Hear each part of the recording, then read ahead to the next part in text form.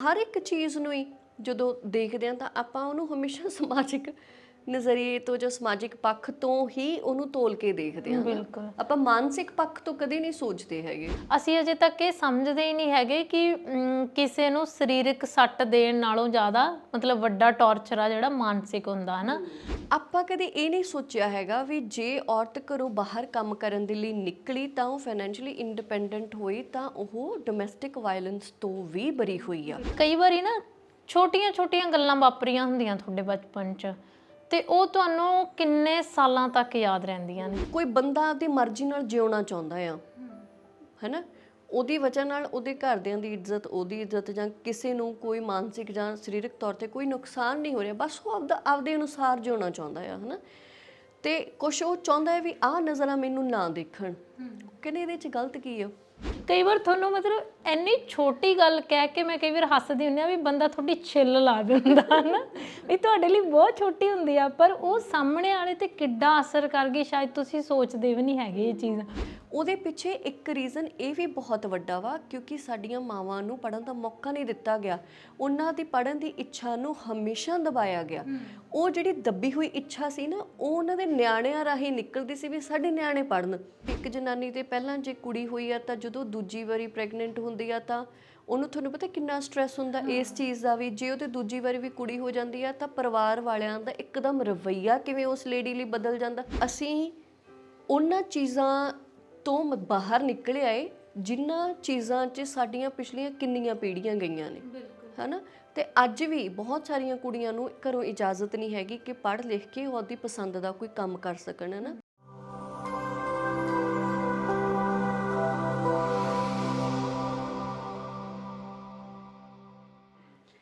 ਵੀ social ਵੇਖ ਰਹੇ ਸਾਰੇ ਦਰਸ਼ਕਾਂ ਦਾ ਮੈਂ ਗੁਰਦੀਪ ਸਵਾਗਤ ਕਰਦੀ ਹਾਂ। ਸਤਿ ਸ਼੍ਰੀ ਅਕਾਲ, ਉਮੀਦ ਹੈ ਤੁਸੀਂ ਸਾਰੇ ਠੀਕ ਠਾਕ ਹੋਵੋਗੇ। ਪ੍ਰੋਗਰਾਮ ਗੱਲ ਤੇ ਗੱਲ ਦਾ ਨਵਾਂ ਐਪੀਸੋਡ ਤੁਸੀਂ ਦੇਖਣ ਜਾ ਰਹੇ ਹੋ। ਹਮੇਸ਼ਾ ਦੀ ਤਰ੍ਹਾਂ ਮੇਰੇ ਨਾਲ ਭੈਣ ਰੁਪਿੰਦਰ ਸੰਧੂ ਹੋਣਗੇ ਤੇ ਅੱਜ ਅਸੀਂ ਗੱਲਬਾਤ ਕਰਨ ਜਾ ਰਹੇ ਹਾਂ ਕਿ ਜਦੋਂ ਆਪਾਂ ਕਿਸੇ ਇਨਸਾਨ ਨੂੰ ਸਮਝਣਾ ਹੋਵੇ ਜਾਂ ਕਿਸੇ ਦੀ ਸੋਚ ਨੂੰ ਸਮਝਣਾ ਹੋਵੇ ਜਾਂ ਕਿਸੇ ਵੀ ਹਾਲਾਤ ਨੂੰ ਸਮਝਣਾ ਹੋਵੇ ਤਾਂ ਬਹੁਤੀ ਵਾਰ ਆਪਾਂ ਇਹੀ ਕੋਸ਼ਿਸ਼ ਕਰਦੇ ਕਿ ਸਮਾਜਿਕ ਪੱਖ ਜਾਂ ਸਮਾਜਿਕ ਨਜ਼ਰੀਏ ਤੋਂ ਹੀ ਉਹਨੂੰ ਸਮਝਿਆ ਜਾਵੇ।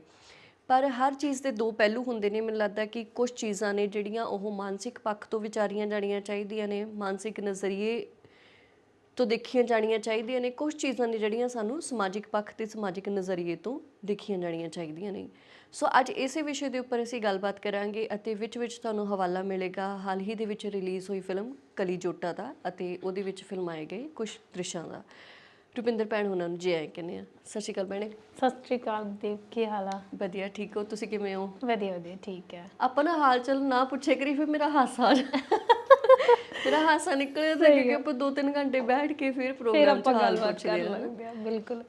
ਤੇ ਮੈਂ ਨਾ ਰਾਤ ਵੀ ਪਈ ਸੋਚੀ ਜਾਂਦੀ ਸੀਗੀ ਕਿ ਆਪਾਂ ਹਮੇਸ਼ਾ ਹੀ ਕਿਸੇ ਚੀਜ਼ ਨੂੰ ਜੱਜ ਕਰਨ ਦੇ ਲਈ ਜਾਂ ਕਿਸੇ ਹਾਲਾਤ ਤੇ ਕਿਸੇ ਵਿਸ਼ੇ ਤੇ ਜਾਂ ਕਿਸੇ ਵੀ ਨਵੀਂ ਚੱਲ ਰਹੀ ਰੀਤ ਨੂੰ ਸਮਝਣ ਦੇ ਲਈ ਆਪਾਂ ਹਮੇਸ਼ਾ ਸਮਾਜਿਕ ਪੱਖ ਤੋਂ ਹੀ ਉਹਨਾਂ ਚੀਜ਼ਾਂ ਨੂੰ ਦੇਖਦੇ ਹਾਂ ਹਨਾ। ਪਰ ਮੈਨੂੰ ਲੱਗਦਾ ਹੁੰਦਾ ਕਿ ਬਹੁਤ ਸਾਰੇ ਇਦਾਂ ਦੇ ਵਿਸ਼ੇ ਨੇ, ਬਹੁਤ ਸਾਰੇ ਕਈ ਵਾਰ ਇਦਾਂ ਦੇ ਹਾਲਾਤ ਜ਼ਿੰਦਗੀ 'ਚ ਆਪਣੇ ਬਣ ਜਾਂਦੇ ਨੇ ਵੀ ਜਿਹਨੂੰ ਅਸੀਂ ਬਿਲਕੁਲ ਸਮਾਜਿਕ ਪੱਖ ਤੋਂ ਜੱਜ ਹੀ ਨਹੀਂ ਕਰ ਸਕਦੇ। ਸਾਨੂੰ ਉਹਨਾਂ ਨੂੰ ਮਾਨਸਿਕ ਨਜ਼ਰੀਏ ਤੋਂ ਸਮਝਣਾ ਜ਼ਰੂਰੀ ਹੁੰਦਾ ਆ ਹਨਾ। ਮੰਨ ਲਓ ਵੀ ਕੋਈ ਇਨਸੀਡੈਂਟ ਵਾਪਰਿਆ ਆ, ਹੈਗਾ ਯੂਨੀਵਰਸਲ ਆ ਹਨਾ, ਤਾਂ ਉਹ ਇੱਕ ਹਾਦਸਾ ਤੁਹਾਡੇ ਤੇ ਅਲੱਗ ਤਰੀਕੇ ਨਾਲ ਅਸਰ ਕਰੂਗਾ, ਮੇਰੇ ਤੇ ਅਲੱਗ ਤਰੀਕੇ ਦੇ ਨਾਲ ਅਸਰ ਕਰੂਗਾ। ਐਵੇਂ ਖੁਸ਼ੀ ਹੁੰਦੀ ਆ, ਤੁਹਾਡੇ ਤੇ ਅਲੱਗ ਤਰੀਕੇ ਨਾਲ ਅਸਰ ਹੋਊਗਾ, ਮੇਰੇ ਤੇ ਅਲੱਗ ਤਰੀਕੇ ਨਾਲ ਅਸਰ ਹੋਊਗਾ ਹਨਾ। ਸੋ ਮੈਨੂੰ ਲੱਗਦਾ ਹੁੰਦਾ ਕਿ ਜਿਹੜੇ ਕੁਝ ਮੁੱਦੇ ਨੇਗੇ ਉਹ ਵੀ ਇਦਾਂ ਦੇ ਹੀ ਨੇਗੇ ਕਿ ਉਹਨਾਂ ਦਾ ਹਰ ਇੱਕ ਤੇ ਅਲੱਗ-ਅਲੱਗ ਅਸਰ ਹੁੰਦਾ ਤੇ ਜ਼ਰੂਰੀ ਨਹੀਂ ਵੀ ਹਰ ਇੱਕ ਨੂੰ ਆਪਾਂ ਇੱਕੋ ਹੀ ਪੈਰਾਮੀਟਰ ਦੇ ਵਿੱਚ ਰੱਖ ਕੇ ਸਮਝੀਏ। ਜਿਵੇਂ ਹੁਣ ਇੱਕ ਕਲਾਸ ਹੁੰਦੀ ਆ, ਕਲਾਸ 'ਚ 30 ਬੱਚੇ ਹੁੰਦੇ ਨੇ, 30 ਦਾ ਦਿਮਾਗ ਇੱਕੋ ਜਿਹਾ ਨਹੀਂ ਹੁੰਦਾ। ਆਪਣੀ ਇਹਦੇ ਤੇ ਵੀ ਬਹੁਤ ਵੱਡੀ ਬਹਿਸ ਆ ਕਿ 30 ਬੱਚਿਆਂ ਨੂੰ ਤੁਸੀਂ ਇੱਕੋ ਤਰੀਕੇ ਦੇ ਨਾਲ ਨਹੀਂ ਪੜ੍ਹਾਇਆ ਜਾ ਸਕਦਾ ਹੈ ਨਾ, ਕਿਉਂਕਿ 30 ਦਾ ਦਿਮਾਗ ਅਲੱਗ-ਅਲੱਗ ਹੁੰਦਾ, ਅਲੱਗ-ਅਲੱਗ ਤਰੀਕੇ ਦੇ ਨਾਲ ਉਹਨਾਂ ਦੀ ਸਮਝਣ ਦੀ ਜਿਹੜੀ ਸ਼ਮਤਾ ਹੁੰਦੀ ਆ, ਸਮਰੱਥਾ ਹੁੰਦੀ ਆ, ਉਹ ਵੀ ਅਲੱਗ ਹੁੰਦੀ ਆ। ਕਿਸੇ ਦੀ ਵਿਅਕਤ ਕਰਨ ਦੀ ਜਿਹੜੀ ਸਮਰੱਥਾ ਉਹ ਵੀ ਸਾਰਿਆਂ ਦੀ ਅਲੱਗ-ਅਲੱਗ ਹੁੰਦੀ ਆ ਹੈ ਨਾ। ਸੋ ਜਿਵੇਂ ਕਈ ਵਾਰੀ ਆਪਾਂ ਬਾਹਰ ਦੇਖਦੇ ਹੁੰਦੇ ਹਾਂ ਤਾਂ ਉੱਥੇ ਜਿਹੜੇ ਕਿੰਡਰ ਸਕੂਲ ਬਣੇ ਹੋਏ ਨੇਗੇ ਜਾਂ ਉੱਥੇ ਜਿਹੜੇ ਡੇ ਕੇਅਰ ਸੈਂਟਰ ਵੀ ਨੇ ਉੱਥੇ ਵੀ ਨਿਆਣਿਆਂ ਦੇ ਗਰੁੱਪ ਬਣੇ ਹੁੰਦੇ ਨੇ ਉਹਨਾਂ ਦੇ ਸੁਭਾਅ ਮੁਤਾਬਿਕ ਹੈ ਨਾ, ਤਾਂ ਉਹਨਾਂ ਨੂੰ ਉਸ ਤਰੀਕੇ ਦੇ ਨਾਲ ਹੀ ਫਿਰ ਡੀਲ ਕੀਤਾ ਜਾਂਦਾ। ਜਾਂ ਜਿਵੇਂ ਜਿਹੜੇ ਇੱਕ ਡਿਸਪਲਿਨ 'ਚ ਤੁਸੀਂ ਨਰਸਰੀ ਦੇ ਨਿਆਣੇ ਨੂੰ ਡੀਲ ਕਰਨਾ ਆ ਤਾਂ ਉਹ ਤੁਸੀਂ ਐਲਕੇਜੀ ਵਾਲੇ ਨੂੰ ਨਹੀਂ ਕਰ ਸਕਦੇ, ਜਾਂ ਜਿਹੜੇ ਨਾਲ ਤੁਸੀਂ ਐਲਕੇਜੀ ਵਾਲੇ ਨੂੰ ਕਰਨਾ ਉਹ ਤੁਸੀਂ ਨਰਸਰੀ ਵਾਲੇ ਬੱਚੇ ਨੂੰ ਉਹ ਤਰੀਕਾ ਤੁਸੀਂ ਉਹਦੇ ਤੇ ਨਹੀਂ ਲਾਗੂ ਕਰ ਸਕਦੇ ਹੈ ਨਾ। ਸੋ ਉਵੇਂ ਮੈਨੂੰ ਲੱਗਦਾ ਹੁੰਦਾ ਕਿ ਆਪਣੀ ਜ਼ਿੰਦਗੀ 'ਚ ਕੁਛ ਇੱਦਾਂ ਦੇ ਹਾਲਾਤ ਵੀ ਹੁੰਦੇ ਨੇ, ਕੋਈ ਇੱਦਾਂ ਦੀਆਂ ਸਿਚੁਏਸ਼ਨਸ ਵੀ ਹੁੰਦੀਆਂ ਨੇ ਜਿੱਥੇ ਆਪਾਂ ਕਈ ਵਾਰ ਕਹਿੰਦੇ ਨੇ ਤੁਹਾਡੇ ਕਿਹੜਾ ਇਕੱਲਿਆਂ ਨਾਲ ਹੋਇਆ, ਸਾਰਿਆਂ ਨਾਲ ਹੀ ਇੱਦਾਂ ਵਾਪਰਦਾ ਵਾ ਹੈ ਨਾ। ਪਰ ਮੈਨੂੰ ਲੱਗਦਾ ਹੁੰਦਾ ਹੈ ਕਿ ਵਾਪਰਦਾ ਜ਼ਰੂਰ ਆ, ਪਰ ਕਿਸੇ ਤੇ ਕਿਵੇਂ ਦਾ ਪ੍ਰਭਾਵ ਛੱਡ ਕੇ ਜਾਂਦੀ ਆ ਕੋਈ ਘਟਨਾ, ਕਿਸੇ ਤੇ ਕਿਵੇਂ ਦਾ ਪ੍ਰਭਾਵ ਛੱਡ ਕੇ ਜਾਂਦੀ ਆ। ਪਰ ਆਪਾਂ ਨਾ ਹਰ ਇੱਕ ਚੀਜ਼ ਨੂੰ ਹੀ ਜਦੋਂ ਦੇਖਦੇ ਹਾਂ ਤਾਂ ਆਪਾਂ ਉਹਨੂੰ ਹਮੇਸ਼ਾ ਸਮਾਜਿਕ ਨਜ਼ਰੀਏ ਤੋਂ ਜਾਂ ਸਮਾਜਿਕ ਪੱਖ ਤੋਂ ਹੀ ਉਹਨੂੰ ਤੋਲ ਕੇ ਦੇਖਦੇ ਹਾਂ ਨਾ। ਬਿਲਕੁਲ। ਆਪਾਂ ਮਾਨਸਿਕ ਪੱਖ ਤੋਂ ਕਦੇ ਨਹੀਂ ਸੋਚਦੇ ਹੈਗੇ। ਤੁਸੀਂ ਜਿਵੇਂ ਕਹਿੰਦੇ ਹੋ ਨਾ ਵੀ ਲੋਕੀ ਮਾਨਸਿਕ ਪੱਖ ਤੋਂ ਸੋਚਦੇ ਨਹੀਂ, ਮੈਨੂੰ ਐਂ ਲੱਗਦਾ ਕਿ ਹਲੇ ਤਾਂ ਅਸੀਂ ਮਾਨਸਿਕਤਾ ਸ਼ਬਦ ਨੂੰ ਸਮਝਣ ਵਾਲੇ ਹੀ ਨਹੀਂ ਹੋਏ, ਉਨੇ ਵੱਡੇ ਅਸੀਂ ਹੋਏ ਨਹੀਂ, ਹੈ ਨਾ। ਤੇ ਸਾਡੇ ਆਲੇ ਦੁਆਲੇ 'ਚ ਨਾ ਜੇ ਤੁਸੀਂ ਇਹੋ ਜਿਹੀ ਗੱਲ ਕਰੋਗੇ ਮਾਨਸਿਕਤਾ ਵਾਲੀ ਤਾਂ ਲੋਕ ਤੁਹਾਨੂੰ ਮਤਲਬ ਇਹ ਤਾਂ ਇੱਕ ਐਡੀ ਮਸ਼ਹੂਰ ਲਾਈਨ ਆ ਨਾ, ਲੋਕ ਕਹਿਣਗੇ ਇਹ ਕਿਤਾਬੀ ਗੱਲਾਂ ਕਰਦਾ, ਹੈ ਨਾ। ਮੈਨੂੰ ਲੱਗਦਾ ਹੁੰਦਾ ਨਾ ਜਿਹੜੇ ਲੋਕੀ ਜ਼ਿੰਦਗੀ ਨੂੰ ਨੇੜੇ ਹੋ ਕੇ ਮਹਿਸੂਸ ਨਹੀਂ ਕਰਦੇ ਤਾਂ ਉਹਨਾਂ ਨੂੰ ਇਹ ਕਿਤਾਬੀ ਗੱਲਾਂ ਹੀ ਲੱਗਣਗੀਆਂ। ਬਿਲਕੁਲ। ਤੇ ਸੱਚੀ ਕੋਈ ਬੰਦਾ ਮਤਲਬ ਕਿਸੇ ਵੀ ਚੀਜ਼ ਨੂੰ ਦੇਖਦਾ, ਮੰਨ ਲਓ ਕਿਸੇ ਆਪਾਂ ਮਰੀਜ਼ ਨੂੰ ਹੀ ਵੇਖਦੇ ਆ, ਹੈ ਨਾ, ਕਿਸੇ ਲਈ ਤਾਂ ਉਹਨੂੰ ਦੇਖਣਾ ਵੀ ਸੌਖਾ ਨਹੀਂ ਹੁੰਦਾ, ਹੈ ਨਾ, ਤੇ ਕੋਈ ਬੰਦਾ ਉਹਦਾ ਇਲਾਜ ਕਰ ਰਿਹਾ ਹੁੰਦਾ, ਤੇ ਮਤਲਬ ਦੋਨਾਂ 'ਚ ਕਿੰਨਾ ਜ਼ਿਆਦਾ ਫਰਕ ਹੁੰਦਾ। ਅਸੀਂ ਅਜੇ ਤੱਕ ਇਹ ਸਮਝਦੇ ਹੀ ਨਹੀਂ ਹੈਗੇ ਕਿ ਕਿਸੇ ਨੂੰ ਸਰੀਰਕ ਸੱਟ ਦੇਣ ਨਾਲੋਂ ਜ਼ਿਆਦਾ ਮਤਲਬ ਵੱਡਾ ਟੌਰਚਰ ਆ ਜਿਹੜਾ ਮਾਨਸਿਕ ਹੁੰਦਾ, ਹੈ ਨਾ। ਤੇ ਮਾਨਸਿਕਤਾ ਤੇ ਨਾ ਕੋਈ ਗੱਲ ਕਰਦਾ। ਮੈਨੂੰ ਲੱਗਦਾ ਜਿਹਨੂੰ ਇਹ ਚੀਜ਼ਾਂ ਮਹਿਸੂਸ ਹੁੰਦੀਆਂ ਉਹ ਹਾਲੇ ਤੱਕ ਵੀ ਦੂਜੇ ਬੰਦੇ ਨੂੰ ਸਮਝਾ ਨਹੀਂ ਸਕਦਾ, ਹੈ ਨਾ। ਕਈ ਵਾਰੀ ਨਾ ਛੋਟੀਆਂ ਗੱਲਾਂ ਵਾਪਰੀਆਂ ਹੁੰਦੀਆਂ ਤੁਹਾਡੇ ਬਚਪਨ 'ਚ ਤੇ ਉਹ ਤੁਹਾਨੂੰ ਕਿੰਨੇ ਸਾਲਾਂ ਤੱਕ ਯਾਦ ਰਹਿੰਦੀਆਂ ਨੇ, ਹੈ ਨਾ। ਮੈਂ ਇੱਕ ਦਿਨ ਹੁਣ 2 ਲਾਈਨਾਂ ਲਿਖੀਆਂ ਸੀਗੀਆਂ ਕਿਤੇ ਕਿ ਕਈ ਵਾਰੀ ਤਾਂ ਕੁਝ ਕੁ ਪਲ ਪਹਿਲਾਂ ਰੱਖੀਆਂ ਸ਼ੈਆਂ ਵੀ ਨਹੀਂ ਲੱਭਦੀਆਂ, ਹੈ ਨਾ, ਤੇ ਕਦੇ ਵਰੀਆਂ ਮਤਲਬ ਬਹੁਤ ਸਾਲ ਪਹਿਲਾਂ ਵਾਪਰੀਆਂ ਵੀ ਨਹੀਂ ਤੁਹਾਨੂੰ ਭੁੱਲਦੀਆਂ। ਛੋਟੀਆਂ ਚੀਜ਼ਾਂ ਜਦੋਂ ਕਹਿੰਦੇ ਤੁਹਾਡੇ ਬਚਪਨ 'ਚ ਵਾਪਰਦੀਆਂ ਨੇ ਨਾ, ਉਹ ਤੁਹਾਡਾ ਅਗਲੀ ਜ਼ਿੰਦਗੀ ਦਾ ਸੁਭਾਅ ਤੈਅ ਕਰਦੀਆਂ ਨੇ। ਮੈਨੂੰ ਲੱਗਦਾ ਹੈ ਕਿ ਲੋਕ ਨਾ ਇਸ ਚੀਜ਼ ਨੂੰ ਸਮਝਦੇ ਨਹੀਂ ਹੈਗੇ। ਮੰਨ ਲਓ ਕਿ ਮੈਂ ਕਿਸੇ ਜਗ੍ਹਾ ਤੇ ਜਾ ਕੇ ਆਮ ਨਾਲੋਂ ਕੋਈ ਅਲੱਗ ਢੰਗ ਦਾ ਵਿਹਾਰ ਕਰ ਰਹੀ ਹਾਂ ਨਾ, ਤਾਂ ਲੋਕ ਮੈਨੂੰ ਸ਼ਾਇਦ 100 'ਚੋਂ 2 ਬੰਦੇ ਵੀ ਨਹੀਂ ਪੁੱਛਣਗੇ ਵੀ ਅੱਜ ਤੂੰ ਠੀਕ ਆ ਜਾਂ ਤੈਨੂੰ ਕੀ ਹੋਇਆ, ਹੈ ਨਾ। ਤੇ ਜੇ ਮੈਂ ਉਸ ਜਗ੍ਹਾ ਤੇ ਜਾ ਕੇ ਮੰਨ ਲਓ ਉਲਟੀਆਂ ਕਰ ਰਹੀ ਹਾਂ ਜਾਂ ਮੈਂ ਮਤਲਬ ਸਹੀ ਨਹੀਂ ਬੈਠੀ, ਹੈ ਨਾ, ਜਾਂ ਕਿਸੇ ਨੂੰ ਲੱਗ ਰਿਹਾ ਮੇਰੀਆਂ ਅੱਖਾਂ 'ਚ ਪਾਣੀ ਆ ਰਿਹਾ, ਫਿਰ ਲੋਕ ਮੈਨੂੰ ਜ਼ਰੂਰ ਪੁੱਛਣਗੇ ਵੀ ਤੂੰ ਠੀਕ ਆ ਅੱਜ, ਹੈ ਨਾ। ਤੇ ਕਿਉਂਕਿ ਅਸੀਂ ਸਿਰਫ ਫਿਜ਼ੀਕਲ ਅਪੀਅਰੈਂਸ ਨੂੰ ਵੈਲਿਊ ਕਰਦੇ ਹਾਂ, ਹੈ ਨਾ। ਤੇ ਲੋਕ ਇਹ ਚੀਜ਼ਾਂ ਜਦੋਂ ਤੁਸੀਂ ਕਈ ਵਾਰੀ ਆਪਾਂ ਜਿਵੇਂ ਹੁਣ ਆਪਾਂ ਜਵਾਕਾਂ ਬਾਰੇ ਕਈ ਗੱਲਾਂ ਕਰਦੇ ਹੁੰਦੇ ਹਾਂ ਵੀ ਨਿਆਣੇ ਨੂੰ ਆਹ ਚੀਜ਼ ਨਹੀਂ ਦੱਸਣੀ ਚਾਹੀਦੀ, ਨਿਆਣੇ ਸਾਹਮਣੇ ਆਹ ਚੀਜ਼ਾਂ ਨਹੀਂ ਹੋਣੀਆਂ ਚਾਹੀਦੀਆਂ, ਜਾਂ ਆਪਾਂ ਖਾਸ ਕਰਕੇ ਕਹਿ ਦਿੰਦੇ ਹਾਂ ਕਿ ਕੁੜੀਆਂ ਬਹੁਤ ਸੈਂਸਿਟਿਵ ਨੇਚਰ ਦੀਆਂ ਹੁੰਦੀਆਂ, ਉਹਨਾਂ ਸਾਹਮਣੇ ਆਹ ਗੱਲਾਂ ਨਾ ਕਰੋ, ਹੈ ਨਾ, ਜਾਂ ਮੇਰੇ ਤੇ ਫਲਾਣੀ ਇਸ ਚੀਜ਼ ਦਾ ਅਸਰ ਹੋਇਆ, ਤਾਂ ਲੋਕ ਕਹਿਣਗੇ ਵੀ ਤੂੰ ਮਤਲਬ ਜ਼ਿਆਦਾ ਪੜ੍ਹੀ ਲਿਖੀ ਆ ਜਾਂ ਤੂੰ ਜ਼ਿਆਦਾ ਪੜ੍ਹਿਆ ਲਿਖਿਆ, ਹੈ ਨਾ।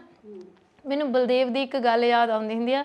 ਉਹ ਕਹਿੰਦਾ ਕਿ ਕਈ ਵਾਰੀ ਨਾ ਮੈਂ ਜਿਵੇਂ ਹੁਣ ਮੇਰੀ ਬੇਟੀ ਵੱਡੀ ਹੋ ਰਹੀ ਆ ਤਾਂ ਮੈਂ ਉਹਨੂੰ ਮਤਲਬ ਕੁਛ ਕੁ ਗੱਲਾਂ ਇਹੋ ਜਿਹੀਆਂ ਦੱਸਦਾ ਹੁੰਦਾ ਜਿਹੜੀਆਂ ਮੈਨੂੰ ਲੱਗਦਾ ਕਿ ਮੈਨੂੰ ਦੱਸੀਆਂ ਜਾਣੀਆਂ ਜ਼ਰੂਰੀ ਸੀਗੀਆਂ, ਹੈ ਨਾ।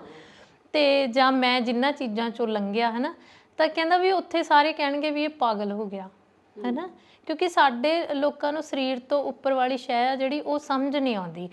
ਮੈਂ ਇੱਕ ਵਾਰੀ ਆਮਿਰ ਖਾਨ ਹੋਣਾ ਦਾ ਇੱਕ ਪ੍ਰੋਗਰਾਮ ਦੇ ਵਿੱਚ ਇੱਕ ਬੱਚਾ ਆਇਆ ਸੀਗਾ ਜਿਹਦੇ ਨਾਲ ਬਚਪਨ ਦੇ ਵਿੱਚ ਮਤਲਬ ਕੁਛ ਇੱਦਾਂ ਦਾ ਮਾੜਾ ਹਾਦਸਾ ਹੋਇਆ, ਹੈ ਨਾ। ਉਹ ਕਹਿੰਦਾ ਕਿ ਮੈਨੂੰ ਮੇਰੇ ਘਰ ਦੇ ਜਦੋਂ ਵੀ ਮੈਂ ਇਹ ਸ਼ਿਕਾਇਤ ਕਰਦਾ ਸੀ ਘਰੇ ਕਿ ਮੇਰੇ ਪੇਟ 'ਚ ਦਰਦ ਹੁੰਦਾ, ਉਹ ਮੈਨੂੰ ਜਦ ਹੀ ਡਾਕਟਰ ਕੋਲ ਲੈ ਜਾਂਦੇ ਸੀਗੇ ਤੇ ਡਾਕਟਰ ਮੈਨੂੰ ਮੈਡੀਸਨ ਦੇ ਦਿੰਦਾ ਸੀਗਾ ਤੇ 2-4 ਦਿਨ ਮੇਰੇ ਪੇਟ 'ਚ ਦਰਦ ਹਟ ਜਾਂਦਾ ਸੀ। ਤਾਂ ਕਹਿੰਦਾ ਕਦੇ ਵੀ ਮੇਰੇ ਪੇਰੈਂਟਸ ਨੇ ਮੈਨੂੰ ਇਹ ਬਿਠਾ ਕੇ ਨਹੀਂ ਸੀ ਪੁੱਛਿਆ ਵੀ ਤੈਨੂੰ ਕੋਈ ਤਕਲੀਫ ਆ, ਕੋਈ ਹੋਰ ਤਰੀਕੇ ਦੀ ਗੱਲਬਾਤ ਜਿਹੜੀ ਤੂੰ ਸਾਡੇ ਨਾਲ ਕਰਨਾ ਚਾਹੁੰਦਾ ਹੋਵੇਂ, ਹੈ ਨਾ। ਤੇ ਮੈਨੂੰ ਲੱਗਦਾ ਅਸੀਂ ਸੱਚੀ ਕਿਸੇ ਦੀ ਮਾਨਸਿਕਤਾ ਦੀ ਗੰਢ ਖੋਲ੍ਹਦੇ ਹੀ ਨਹੀਂ ਹੈਗੇ, ਤੇ ਨਾ ਅਸੀਂ ਕਦੀ ਇਹ ਮਹਿਸੂਸ ਕਰਦੇ ਹਾਂ ਕਿ ਮੈਂ ਸ਼ਾਇਦ ਕਿਸੇ ਦੇ ਚਪੇੜ ਮਾਰਾਂ ਉਹਦੀ ਤਕਲੀਫ ਉਹਨੂੰ ਇੰਨੀ ਜ਼ਿਆਦਾ ਨਹੀਂ ਹੋਊ। ਪਰ ਕਈ ਵਾਰੀ ਤੁਸੀਂ ਗੱਲਾਂ ਨਾਲ ਹੀ ਇੰਨੀਆਂ ਤਕਲੀਫਾਂ ਦੇ ਦਿੰਦੇ ਹੋ ਕਿ ਬੰਦਾ ਬਾਅਦ 'ਚੋਂ ਜਿੰਨਾ ਮਰਜ਼ੀ ਖੁਸ਼ ਹੋਵੇ ਆਪਣੀ ਜ਼ਿੰਦਗੀ 'ਚੋਂ, ਪਰ ਉਹ ਪਹਿਲੀਆਂ ਚੀਜ਼ਾਂ ਉਹਦੇ ਅੰਦਰੋਂ ਜਾਂਦੀਆਂ ਨਹੀਂ। ਹਾਂ, ਜਿਵੇਂ ਹੁਣ ਨਾ ਇਹਦੇ 'ਚ ਆਪਾਂ ਉਹ ਵੀ ਚੀਜ਼ ਗੱਲ ਕਰ ਸਕਦੇ ਹਾਂ ਵੀ ਜਿਹੜਾ ਅੱਜ ਕੱਲ੍ਹ ਬਹੁਤ ਜ਼ਿਆਦਾ ਇਹ ਰੌਲਾ ਚੱਲ ਰਿਹਾ ਵੀ ਔਰਤਾਂ ਜਦੋਂ ਘਰ ਸੀਗੀਆਂ ਤਾਂ ਉਹਨਾਂ ਨੂੰ ਇਹ ਅਹਿਸਾਸ ਕਰਾਇਆ ਗਿਆ ਕਿ ਤੁਸੀਂ ਗੁਲਾਮੀ ਦੇ ਵਿੱਚ ਹੋ, ਹੈ ਨਾ, ਤੇ ਔਰਤਾਂ ਇਸ ਕਰਕੇ ਘਰੋਂ ਬਾਹਰ ਕੰਮ ਕਰਨ ਨਿਕਲੀਆਂ ਤੇ ਪਰ ਅਸਲ ਦੇ ਵਿੱਚ ਉਹ ਘਰੇ ਆਜ਼ਾਦ ਸੀਗੀਆਂ ਤੇ ਹੁਣ ਜਦੋਂ ਕਿਸੇ ਦੇ ਅੰਡਰ 8 ਘੰਟੇ ਰਹਿ ਕੇ ਕੰਮ ਕਰਦੀਆਂ ਨੇ ਤਾਂ ਉਹ ਗੁਲਾਮੀ ਕਰਦੀਆਂ ਨੇਗੀਆਂ। ਜੇ ਆਪਾਂ ਸੋਚੀਏ ਮਤਲਬ ਜੇ ਇਹਨੂੰ ਆਪਾਂ ਸਮਾਜਿਕ ਨਜ਼ਰੀਏ ਤੋਂ ਸੋਚੀਏ ਆਪਾਂ ਕਹਾਂਗੇ ਯਾਰ ਬਿਲਕੁਲ ਸਹੀ ਆ। ਘਰੇ ਮੈਂ ਆਪਦੀ ਮਰਜ਼ੀ ਨਾਲ ਉੱਠਦੀ ਹਾਂ, ਮਰਜ਼ੀ ਨਾਲ ਖਾਂਦੀ ਹਾਂ, ਮਰਜ਼ੀ ਨਾਲ ਸੌਂਦੀ ਹਾਂ, ਮੇਰਾ ਦਿਲ ਕਰਦਾ ਮੈਂ ਕੰਮ ਕਰਦੀ ਹਾਂ, ਮੇਰਾ ਦਿਲ ਕਰਦਾ ਮੈਂ ਕੰਮ ਨਹੀਂ ਕਰਦੀ ਹੈਗੀ, ਹੈ ਨਾ। ਪਰ ਜੇ ਇਹਨੂੰ ਆਪਾਂ ਮਾਨਸਿਕ ਉਹਦੇ ਤੋਂ ਸੋਚੀਏ, ਕਿੰਨੀਆਂ ਸਾਰੀਆਂ ਕੁੜੀਆਂ ਹੋਣਗੀਆਂ ਜਿਹੜੀਆਂ ਕਿ ਜਦੋਂ ਵਿੱਤੀ ਤੌਰ ਤੇ ਸਵੈ ਨਿਰਭਰ ਹੋਈਆਂ ਤਾਂ ਘਰੇਲੂ ਹਿੰਸਾ ਤੋਂ ਉਹ ਬਾਹਰ ਨਿਕਲੀਆਂ। ਬਹੁਤ ਸਾਰੀਆਂ ਆਪਣੀਆਂ ਮਦਰ ਦੀ ਜਿਹੜੀ ਜਨਰੇਸ਼ਨ ਆ, ਆਪਣੀਆਂ ਮਾਵਾਂ ਜਿਹੜੀ ਪੀੜ੍ਹੀ ਦੀਆਂ ਨੇ ਜਾਂ ਹਲੇ ਵੀ ਆਪਣੇ ਦੇ ਵਿੱਚੋਂ ਬਹੁਤ ਸਾਰੀਆਂ ਪਤਾ ਨਹੀਂ ਤਾਂ ਅਸੀਂ ਹੈ ਨਾ ਜਿਵੇਂ ਹੁੰਦਾ ਨਾ ਵੀ 10 ਜਣੇ 10 ਸੈਂਪਲ ਲੈ ਲਏ ਅਸੀਂ ਉਹਦੇ ਤੋਂ ਹੀ ਜੱਜ ਕਰ ਲਿਆ ਵੀ ਪੂਰੀ ਸੁਸਾਇਟੀ ਆ ਇਹ, ਹੈ ਨਾ। ਨਹੀਂ, 10 ਜਣਿਆਂ ਤੇ ਟੈਸਟ ਕਰਕੇ ਤੁਸੀਂ ਨਹੀਂ ਸੋਚ ਸਕਦੇ ਵੀ ਇਹ ਪੂਰੀ ਸੁਸਾਇਟੀ ਨੂੰ ਤੁਸੀਂ ਟੈਸਟ ਕਰ ਲਿਆ। ਕਿੰਨੀਆਂ ਹੀ ਕੁੜੀਆਂ ਨੇਗੀਆਂ ਜਿਹੜੀਆਂ ਅੱਜ ਵੀ ਮੇਰੇ ਇੰਸਟਾਗ੍ਰਾਮ 'ਚ ਹਲੇ ਵੀ ਬਹੁਤ ਸਾਰੇ ਮੈਸੇਜ ਪਏ ਨੇ। ਥੋੜ੍ਹੇ ਦਿਨ ਪਹਿਲਾਂ ਆਪਾਂ ਵੈਕੈਂਸੀਆਂ ਪਾਈਆਂ ਸੀ ਤਾਂ ਬਹੁਤ ਸਾਰੀਆਂ ਕੁੜੀਆਂ ਦੇ ਇਹ ਈਮੇਲ ਆਏ ਕਿ ਮੈਨੂੰ ਬਹੁਤ ਸਾਲ ਹੋ ਗਏ ਮੈਂ ਕੰਮ ਨਹੀਂ ਕੀਤਾ ਹੈਗਾ ਤਾਂ ਮੈਨੂੰ CV ਬਣਾਉਣਾ ਵੀ ਨਹੀਂ ਆਉਂਦਾ, ਪਰ ਮੈਂ ਹੁਣ ਘਰੇਲੂ ਜ਼ਿੰਦਗੀ 'ਚੋਂ ਨਿਕਲ ਕੇ ਆਪਦੀ ਪਛਾਣ ਲਈ ਕੁਛ ਕਰਨਾ ਚਾਹੁੰਦੀ ਹਾਂ, ਹੈ ਨਾ। ਤਾਂ ਆਪਾਂ ਕਦੇ ਇਹ ਨਹੀਂ ਸੋਚਿਆ ਹੈਗਾ ਵੀ ਜੇ ਔਰਤ ਘਰੋਂ ਬਾਹਰ ਕੰਮ ਕਰਨ ਦੇ ਲਈ ਨਿਕਲੀ ਤਾਂ ਉਹ ਫਾਈਨੈਂਸ਼ੀਅਲੀ ਇੰਡੀਪੈਂਡੈਂਟ ਹੋਈ ਤਾਂ ਉਹ ਡੋਮੈਸਟਿਕ ਵਾਇਲੈਂਸ ਤੋਂ ਵੀ ਬਰੀ ਹੋਈ ਆ। ਬਿਲਕੁਲ ਉਸ ਚੀਜ਼ ਤੋਂ ਵੀ ਬਾਹਰ ਆਏ ਤੁਸੀਂ, ਹੈ ਨਾ। ਕਿਉਂਕਿ ਉਹ ਜਨਰੇਸ਼ਨ ਜਿਵੇਂ ਮੈਂ ਗੱਲ ਕਰ ਰਹੀ ਸੀ ਵੀ ਆਪਣੀ ਜਿਹੜੀ ਮਾਵਾਂ ਵਾਲੀ ਪੀੜ੍ਹੀ ਆ, ਹੈ ਨਾ, ਉਹ 'ਚ ਕਿਤੇ ਉਹਨਾਂ ਤੇ ਨਹੀਂ ਹੁੰਦੀ ਸੀ ਘਰੇਲੂ ਹਿੰਸਾ ਜਾਂ ਮਤਲਬ ਕੋਈ ਫਿਜ਼ੀਕਲ ਅਸੌਲਟ, ਉਹਨਾਂ ਨੂੰ ਕੁਝ ਨਹੀਂ ਹੁੰਦਾ ਸੀਗਾ। ਪਰ ਉਹ ਕੀ ਕਹਿੰਦੇ ਸੀ, ਜਾਊਂਗੀ ਫਿਰ ਕਿੱਥੇ, ਜਾਊਂਗੀ ਪੇਕਿਆਂ ਤੇ ਬੋਝ ਬਣ ਕੇ ਬੈਠੂੰਗੀ ਜਾਂ ਇਹਨੂੰ ਛੱਡ ਕੇ ਕਿੱਥੇ ਜਾਊਂਗੀ, ਜੇ ਕੋਈ ਦੂਜਾ ਲੱਭੂੰਗੀ ਉਹ ਵੀ ਜੇ ਇਹੋ ਜਿਹਾ ਹੀ ਹੋਇਆ, ਕਿਉਂਕਿ ਹਾਲਾਤ ਤਾਂ ਹਰ ਘਰਾਂ 'ਚ ਇੱਕੋ ਜਿਹੇ ਹੁੰਦੇ ਨੇਗੇ, ਹੈ ਨਾ। ਤਾਂ ਉਹ ਮਤਲਬ ਵੀ ਮੈਂ ਕੀ ਕਰੂੰ, ਨਿਆਣਿਆਂ ਦਾ ਕੀ ਹੋਊਗਾ, ਮੈਂ ਰੋਟੀ ਕਿਵੇਂ ਖਾਊਂ, ਇਹਨਾਂ ਨੂੰ ਕਿਵੇਂ ਪੜ੍ਹਾਉਣ ਖਾਊਂ, ਇਹਨਾਂ ਨੂੰ ਕਿਵੇਂ ਰੋਟੀ ਖਵਾਊਂ, ਉੱਥੇ ਸਭ ਕੁਝ ਸਹਿੰਦੀਆਂ ਰਹਿੰਦੀਆਂ ਸੀ। ਮੈਂ ਨਹੀਂ ਕਹਿੰਦੀ ਸਾਰੇ ਘਰਾਂ 'ਚ ਇੱਦਾਂ ਦਾ ਹੁੰਦਾ ਹੋਊਗਾ, ਪਰ ਹਲੇ ਵੀ ਤੁਹਾਨੂੰ ਬਹੁਤ ਸਾਰੀਆਂ ਐਗਜ਼ਾਮਪਲਸ ਮਿਲ ਜਾਣਗੀਆਂ ਜਿਹੜੀਆਂ ਕਹਿਣਗੀਆਂ ਅਸੀਂ ਤਾਂ ਸਾਰੀ ਉਮਰ ਝਾਟਾ ਪਟਾਉਂਦੀਆਂ ਨਹੀਂ ਕੱਢਦੀ। ਠੀਕ ਆ, ਉਹਨਾਂ ਔਰਤਾਂ ਦਾ ਤੁਸੀਂ ਦਰਦ ਤਾਂ ਜਾਣੋ। ਕਹਿੰਦੀਆਂ ਨੇ ਪੁੱਤ ਪੜ੍ਹੋ ਲਿਖੋ, ਚੰਗਾ ਤੁਸੀਂ ਪੜ੍ਹ ਲਿਖ ਗਈਆਂ, ਆਪਦੇ ਪੈਰਾਂ ਤੇ ਖੜੀਆਂ ਹੋ ਗਈਆਂ, ਆਪਦੇ ਲਈ ਕੁਝ ਕਰ ਤਾਂ ਸਕਦੀ ਹੋ ਤੁਸੀਂ। ਮੈਂ ਮੰਨਦੀ ਹਾਂ ਵੀ ਉਹ ਵੀ ਚੀਜ਼ ਗਲਤ ਨਹੀਂ ਆ ਵੀ ਹਾਂ ਘਰੇ ਸਾਰੀਆਂ ਚੀਜ਼ਾਂ, ਘਰ ਦਾ ਕੰਮ ਵੀ ਕਰਨਾ, ਬੱਚੇ ਵੀ ਦੇਖਣੇ, ਨਾਲ ਜੌਬ ਕਰਨਾ, ਮੈਂ ਕਹਿੰਦੀ ਇਹ ਵੀ ਬਹੁਤ ਔਖਾ ਕੰਮ ਆ, ਹਰ ਕੋਈ ਨਹੀਂ ਕਰ ਸਕਦਾ। ਪਰ ਜੇ ਆਪਾਂ ਇਹਦਾ ਦੂਜਾ ਪਾਸਾ ਦੇਖੀਏ ਤਾਂ ਇਸ ਚੀਜ਼ ਨੇ ਸਾਨੂੰ ਸਹੂਲਤ ਵੀ ਤਾਂ ਕਿੱਡੀ ਵੱਡੀ ਦਿੱਤੀ ਆ, ਹੈ ਨਾ, ਕਿ ਅਸੀਂ ਉਹਨਾਂ ਚੀਜ਼ਾਂ ਤੋਂ ਬਾਹਰ ਨਿਕਲ ਆਏ ਜਿਨ੍ਹਾਂ ਚੀਜ਼ਾਂ 'ਚ ਸਾਡੀਆਂ ਪਿਛਲੀਆਂ ਕਿੰਨੀਆਂ ਪੀੜ੍ਹੀਆਂ ਗਈਆਂ ਨੇ, ਹੈ ਨਾ। ਤੇ ਅੱਜ ਵੀ ਬਹੁਤ ਸਾਰੀਆਂ ਕੁੜੀਆਂ ਨੂੰ ਘਰੋਂ ਇਜਾਜ਼ਤ ਨਹੀਂ ਹੈਗੀ ਕਿ ਪੜ੍ਹ ਲਿਖ ਕੇ ਉਹ ਆਪਦੀ ਪਸੰਦ ਦਾ ਕੋਈ ਕੰਮ ਕਰ ਸਕਣ, ਹੈ ਨਾ। ਮੈਂ ਮੰਨਦੀ ਹਾਂ ਵੀ ਜਿਹੜਾ ਵਿਆਹ ਹੁੰਦਾ ਜਾਂ ਜਿਹੜੇ ਰਿਸ਼ਤੇ ਹੁੰਦੇ ਆ, ਚਾਹੇ ਉਹ ਤੁਹਾਡੇ ਲਾਈਫ ਪਾਰਟਨਰ ਨਾਲ ਆ, ਭੈਣ ਭਰਾਵਾਂ ਨਾਲ ਆ, ਹੈ ਨਾ, ਬੈਲੈਂਸ ਤਾਂ ਹਰ ਰਿਸ਼ਤੇ 'ਚ ਜ਼ਰੂਰੀ ਆ, ਹੈ ਨਾ। ਤੁਸੀਂ ਇਕੱਲੇ ਉੱਥੇ ਨਹੀਂ ਆਪ ਹੁਦਰੇ ਹੋ ਕੇ ਨਹੀਂ ਚੱਲ ਸਕਦੇ ਹੈਗੇ। ਪਰ ਤੁਸੀਂ ਸੋਚ ਕੇ ਦੇਖੋ, ਜੇ ਕੋਈ ਤੁਹਾਨੂੰ ਕਹਿ ਦੇਵੇ ਵੀ ਤੂੰ ਘਰ ਤੋਂ ਬਾਹਰ ਨਹੀਂ ਜਾ ਸਕਦਾ, ਹੁਣ ਕਰੋਨਾ ਹੋਇਆ ਸੀ, ਸਾਡੇ ਤੇ ਰਿਸਟ੍ਰਿਕਸ਼ਨ ਆਈ ਸੀਗੀ ਕਿ ਅਸੀਂ ਬਾਹਰ ਨਹੀਂ ਜਾ ਸਕਦੇ, ਕਿ ਉੱਥੇ ਸਿਰਫ ਔਰਤਾਂ ਡਿਪਰੈਸ਼ਨ 'ਚ ਗਈਆਂ, ਬੰਦੇ ਵੀ ਤਾਂ ਗਏ ਸੀਗੇ, ਆਪਣੀ ਪੂਰੀ ਸੁਸਾਇਟੀ ਡਿਪਰੈਸ਼ਨ 'ਚ ਸੀਗੀ। ਕਿਉਂਕਿ ਉਹ ਚੀਜ਼ ਸਾਡੇ ਤੇ ਥੋਪੀ ਗਈ ਸੀ ਸਾਡੀ ਮਰਜ਼ੀ ਤੋਂ ਬਿਨਾਂ, ਹੈ ਨਾ। ਆਪਾਂ ਕਹਿੰਦੇ ਆ ਵੀ ਥੋਪ ਨਹੀਂ ਤੁਸੀਂ ਸਾਡੇ ਤੇ ਸਕਦੇ, ਪਰ ਤੁਸੀਂ ਇਹ ਦੇਖੋ ਵੀ ਤੁਹਾਡੀ ਜ਼ਿੰਦਗੀ ਦਾ ਕੋਈ ਫੈਸਲਾ ਦੂਜਾ ਬੰਦਾ ਕਰ ਦੇਵੇ। ਹਾਲਾਂਕਿ ਹੱਕ ਹੁੰਦੇ ਨੇ ਸਾਨੂੰ ਇੱਕ ਦੂਜੇ ਤੇ, ਭੈਣ ਭਰਾ ਵੀ ਕਰ ਸਕਦੇ ਆ, ਮਾਂ ਬਾਪ ਵੀ ਕਰ ਸਕਦੇ ਆ, ਤੁਹਾਡਾ ਲਾਈਫ ਪਾਰਟਨਰ ਵੀ ਕਰ ਸਕਦਾ ਆ। ਪਰ ਤੁਸੀਂ ਇੱਕ ਵਾਰੀ ਸੋਚ ਕੇ ਦੇਖੋ ਵੀ ਤੁਹਾਡੀ ਜ਼ਿੰਦਗੀ 'ਚ ਤੁਸੀਂ ਕੀ ਕਰੋਗੇ ਤੇ ਕੀ ਨਹੀਂ ਕਰੋਗੇ ਜੇ ਇਹਦਾ ਫੈਸਲਾ ਕਿਸੇ ਦੂਜੇ ਨੇ ਲੈਣਾ ਹੋਵੇ, ਹੈ ਨਾ। ਤਾਂ ਮੈਨੂੰ ਲੱਗਦਾ ਹੁੰਦਾ ਕਿ ਹਰ ਇੱਕ ਚੀਜ਼ ਨੂੰ ਸਮਾਜਿਕ ਨਜ਼ਰੀਏ ਤੋਂ ਹੀ ਦੇਖਣਾ ਜ਼ਰੂਰੀ ਨਹੀਂ ਹੁੰਦਾ, ਮਾਨਸਿਕ ਨਜ਼ਰੀਏ ਤੋਂ ਵੀ ਦੇਖਣਾ ਜ਼ਰੂਰੀ ਹੁੰਦਾ ਕਿ ਇਹ ਚੀਜ਼ ਦੂਸਰੇ ਬੰਦੇ ਤੇ ਕਿਵੇਂ ਦਾ ਅਸਰ ਕਰੂਗੀ ਨਾ।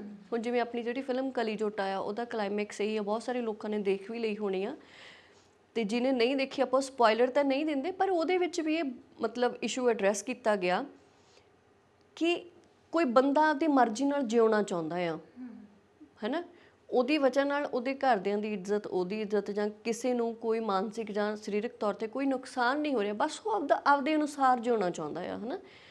ਤੇ ਕੁਛ ਉਹ ਚਾਹੁੰਦਾ ਹੈ ਵੀ ਆਹ ਨਜ਼ਰਾਂ ਮੈਨੂੰ ਨਾ ਦੇਖਣ, ਕਹਿੰਦੇ ਇਹਦੇ 'ਚ ਗਲਤ ਕੀ ਆ। ਪਰ ਆਪਾਂ ਲੋਕ, ਆਪਾਂ ਸਮਾਜ ਉਸ ਬੰਦੇ ਨੂੰ ਆਪਣੇ ਅਨੁਸਾਰ ਜਿਉਣ ਹੀ ਨਹੀਂ ਦਿੰਦੇ ਹੈਗੇ। ਸਾਡੇ ਲਈ ਉਹੀ ਚੀਜ਼ ਬਹੁਤ ਵੱਡੀ ਬਣ ਜਾਂਦੀ ਆ ਵੀ ਤੂੰ ਆਪਦੇ ਅਨੁਸਾਰ ਕਿਵੇਂ ਜਿਉ ਸਕਦਾ। ਹਨਾ। ਜਿਵੇਂ ਨਾ ਆਪਾਂ ਨੂੰ ਆਪਾਂ ਹਮੇਸ਼ਾ ਹੀ ਗੱਲਾਂ ਕਰਦੇ ਹੁੰਦੇ ਆ ਕਿ ਕਿਸੇ ਨੂੰ ਦੁਖੀ ਦੇਖ ਕੇ ਸ਼ਾਇਦ ਤੁਹਾਡਾ ਧਿਆਨ ਉਹਦੇ ਤੇ ਨਹੀਂ ਜਾਂਦਾ, ਸੁਖੀ ਦੇਖ ਕੇ ਬਹੁਤ ਛੇਤੀ ਚਲਾ ਜਾਂਦਾ, ਹਨਾ। ਤੇ ਜਿਹੜੇ ਲੋਕ ਇਹ ਸਮਝਦੇ ਆ ਨਾ ਗੁਰਦੀਪ ਕਿ ਕੁੜੀਆਂ ਨੂੰ ਮਤਲਬ ਘਰ ਤੋਂ ਬਾਹਰ ਨਹੀਂ ਜਾਣਾ ਚਾਹੀਦਾ, ਜਾਂ ਕੁੜੀਆਂ ਨੂੰ ਪੜ੍ਹ ਲਿਖ ਕੇ ਵੀ ਨੌਕਰੀਆਂ ਸ਼ਾਇਦ ਉਦੋਂ ਤੱਕ ਨਹੀਂ ਕਰਨੀਆਂ ਚਾਹੀਦੀਆਂ ਜਦੋਂ ਤੱਕ ਉਹਨਾਂ ਨੂੰ ਜ਼ਰੂਰਤ ਨਹੀਂ, ਹੈ ਨਾ। ਬਹੁਤ ਸਾਰੇ ਲੋਕ ਤੁਹਾਨੂੰ ਇਹ ਉਦਾਹਰਨਾਂ ਦਿੰਦੇ ਹੁੰਦੇ ਵੀ ਜੇ ਘਰ ਵਾਲਾ ਚੰਗਾ ਕਮਾਉਂਦਾ ਜਾਂ ਪਰਿਵਾਰ ਕੋਲੇ ਖਾਣ ਜੋਗੀ ਰੋਟੀ ਹੈਗੀ ਆ ਤਾਂ ਤੇਰਾ ਨੌਕਰੀ ਕਰਨਾ ਜ਼ਰੂਰੀ ਚੀਜ਼ ਨਹੀਂ ਹੈਗੀ, ਹੈ ਨਾ। ਕਿਉਂਕਿ ਉਹੀ ਚੀਜ਼ ਆ ਕਿ ਅਸੀਂ ਸਮਾਜਿਕ ਤੌਰ ਤੇ ਸੋਚਦੇ ਹਾਂ ਕਿ ਲੋਕ ਕੀ ਕਹਿਣਗੇ, ਅੱਛਾ ਜੀ ਐਡੇ ਵੱਡੇ ਘਰ ਦੀ ਨੂੰ ਨੌਕਰੀ ਕਰਦੀ ਹੈ, ਬੱਸਾਂ 'ਚ ਧੱਕੇ ਖਾਂਦੀ ਆ, ਜਾਂ ਇਹੋ ਜਿਹੀਆਂ ਉਦਾਹਰਨਾਂ ਤੁਹਾਨੂੰ ਲੋਕ ਦਿੰਦੇ ਆ, ਹੈ ਨਾ। ਤੁਸੀਂ ਇਹ ਦੇਖੋ ਕਿ ਆਪਣੀਆਂ ਮਾਵਾਂ ਤੇ ਆਪਣੀ ਜ਼ਿੰਦਗੀ 'ਚ ਇਸ ਚੀਜ਼ ਨਾਲ ਕਿੰਨਾ ਜ਼ਿਆਦਾ ਫਰਕ ਆਇਆ, ਹੈ ਨਾ। ਮੈਂ ਇਹ ਨਹੀਂ ਕਹਿੰਦੀ ਜਿਵੇਂ ਤੁਸੀਂ ਕਿਹਾ ਕਿ ਹਰ ਘਰ 'ਚ ਜਨਾਨੀਆਂ ਤੰਗ ਨਹੀਂ ਹੈਗੀਆਂ, ਨਾ ਹੀ ਹਰ ਘਰ 'ਚ ਬੰਦੇ ਬਹੁਤ ਸੁਖੀ ਨੇ, ਹੈ ਨਾ। ਬਹੁਤ ਘਰਾਂ 'ਚ ਬੰਦੇ ਆਪ ਕਹਿੰਦੇ ਨੇ ਕਿ ਤੂੰ ਘਰੋਂ ਬਾਹਰ ਜਾ, ਤੈਨੂੰ ਦੁਨੀਆਦਾਰੀ ਦਾ ਪਤਾ ਲੱਗੂਗਾ, ਤੂੰ ਜੇ ਕੁਛ ਵੀ ਮਤਲਬ ਜਿਸ ਘਰ 'ਚ ਦੋਨੋਂ ਹਸਬੈਂਡ ਵਾਈਫ ਕਮਾਉਂਦੇ ਨੇ ਉੱਥੇ ਮੈਨੂੰ ਲੱਗਦਾ ਲੇਡੀ ਨੇ ਬਹੁਤ ਜ਼ਿਆਦਾ ਸਟ੍ਰੈਸ ਘਟਾਇਆ ਹੈ ਉਲਟਾ ਬੰਦੇ ਦਾ, ਹੈ ਨਾ। ਕਿੱਥੇ ਤਾਂ ਇੱਕ ਬੰਦਾ ਘਰ 'ਚ ਕਮਾ ਰਿਹਾ ਤੇ ਉਹਨੇ ਸਾਰਾ ਟੱਬਰ ਪਾਲਣਾ, ਹੈ ਨਾ। ਆਪਾਂ ਕਹਿੰਦੇ ਕਿ ਬਾਹਰਲੇ ਮੁਲਕ ਸਾਡੇ ਨਾਲੋਂ ਸੁਖੀ ਕਿਉਂ ਨੇ, ਕਿਉਂਕਿ ਉੱਥੇ ਹਰ ਬੰਦਾ ਕਮਾ ਰਿਹਾ, ਹੈ ਨਾ। ਆਪਾਂ ਪੈਸੇ ਦੇ ਮਾਮਲੇ 'ਚ ਉਹਨਾਂ ਨੂੰ ਸੁਖੀ ਮੰਨ ਸਕਦੇ ਹਾਂ, ਪਰ ਸਾਡੇ ਜਿੱਥੇ ਪਰਿਵਾਰਾਂ 'ਚ ਇੱਕ ਬੰਦਾ ਕਮਾ ਰਿਹਾ ਉਹਨੂੰ ਮੈਨੂੰ ਲੱਗਦਾ ਅਗਲੇ 6 ਮਹੀਨਿਆਂ ਦੇ ਖਰਚਿਆਂ ਦੀਆਂ ਟੈਨਸ਼ਨਾਂ ਹੁੰਦੀਆਂ ਸੀ, ਹੈ ਨਾ। ਤੇ ਆਪਣੀਆਂ ਮਾਵਾਂ ਨੂੰ ਕਦੀ ਤੁਸੀਂ ਮਤਲਬ ਬਹਿ ਕੇ ਗੱਲਾਂ ਕਰੋ ਉਹਨਾਂ ਨਾਲ, ਉਹ ਕਹਿਣਗੀਆਂ 6 ਮਹੀਨੇ 'ਚ ਇੱਕ ਸੂਟ ਜੁੜਦਾ ਹੁੰਦਾ ਸੀ। ਮਤਲਬ ਜਿਹੜਾ ਬੰਦਾ 6 ਮਹੀਨੇ 'ਚ ਮਰਜ਼ੀ ਦੀ ਖਰੀਦਦਾਰੀ ਨਹੀਂ ਕਰ ਸਕਦਾ ਉਹ ਕਿੰਨਾ ਕੁ ਜਿਉਂਦਾ ਹੋਊ, ਕਿੰਨੀ ਕੁ ਖੁਸ਼ੀ ਨਾਲ ਜਿਉਂਦਾ ਹੋਊ, ਹੈ ਨਾ। ਤੁਸੀਂ ਇਹਨਾਂ ਨੇ ਕਦੇ ਗੱਲ ਕਰੋ, ਕਦੇ ਖੁਸ਼ ਹੋ ਕੇ ਕੋਈ ਮਤਲਬ ਕਿ ਕੋਈ ਆਪਣੀ ਹੈਪੀ ਮੈਮਰੀ ਤੁਹਾਡੇ ਨਾਲ ਨਹੀਂ ਸਾਂਝੀ ਕਰਦੀਆਂ, ਹਨਾ। ਹੁਣ ਪਰ ਜੇ ਹੁਣ ਆਪਾਂ ਇਹ ਕਰੀਏ ਵੀ ਆਪਾਂ ਚਲੋ ਇੱਕ ਉਹਦੇ ਤੇ ਕਨਸੈਂਟਰੇਟ ਕਰਨ ਲੱਗ ਗਏ, ਪਰ ਮੈਨੂੰ ਲੱਗਦਾ ਵੀ ਚਲੋ ਜਿਹੜੀ ਗੱਲ ਦਿਮਾਗ 'ਚ ਆਉਂਦੀ ਕਰ ਲੈਣੀ ਚਾਹੀਦੀ ਆ।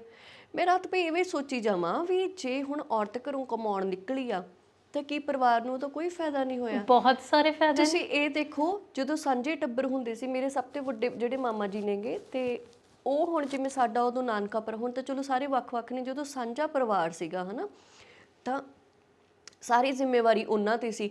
ਘਰੇ ਕਿੰਨਾ ਪੈਸਾ ਆਉਣਾ, ਕਿੱਥੇ ਕਿੰਨਾ ਲਾਉਣਾ, ਉਹ ਇੱਕੋ ਹੀ ਬੰਦੇ ਦੇ ਉੱਪਰ ਸੀਗਾ ਟਿਕਿਆ ਹੋਇਆ, ਹਨਾ। ਤੇ ਉਹਨੂੰ ਪਤਾ ਸੀਗਾ ਵੀ ਉਹਨੇ ਸਾਲ ਦਾ ਖਰਚਾ ਤੇ ਸਭ ਦੀਆਂ ਲੋੜਾਂ ਸਾਲ 'ਚ ਇੰਨੇ ਪੈਸੇ 'ਚ ਕਿਵੇਂ ਪੂਰੀਆਂ ਕਰ ਰਹੀਆਂ ਨੇ ਨਾ।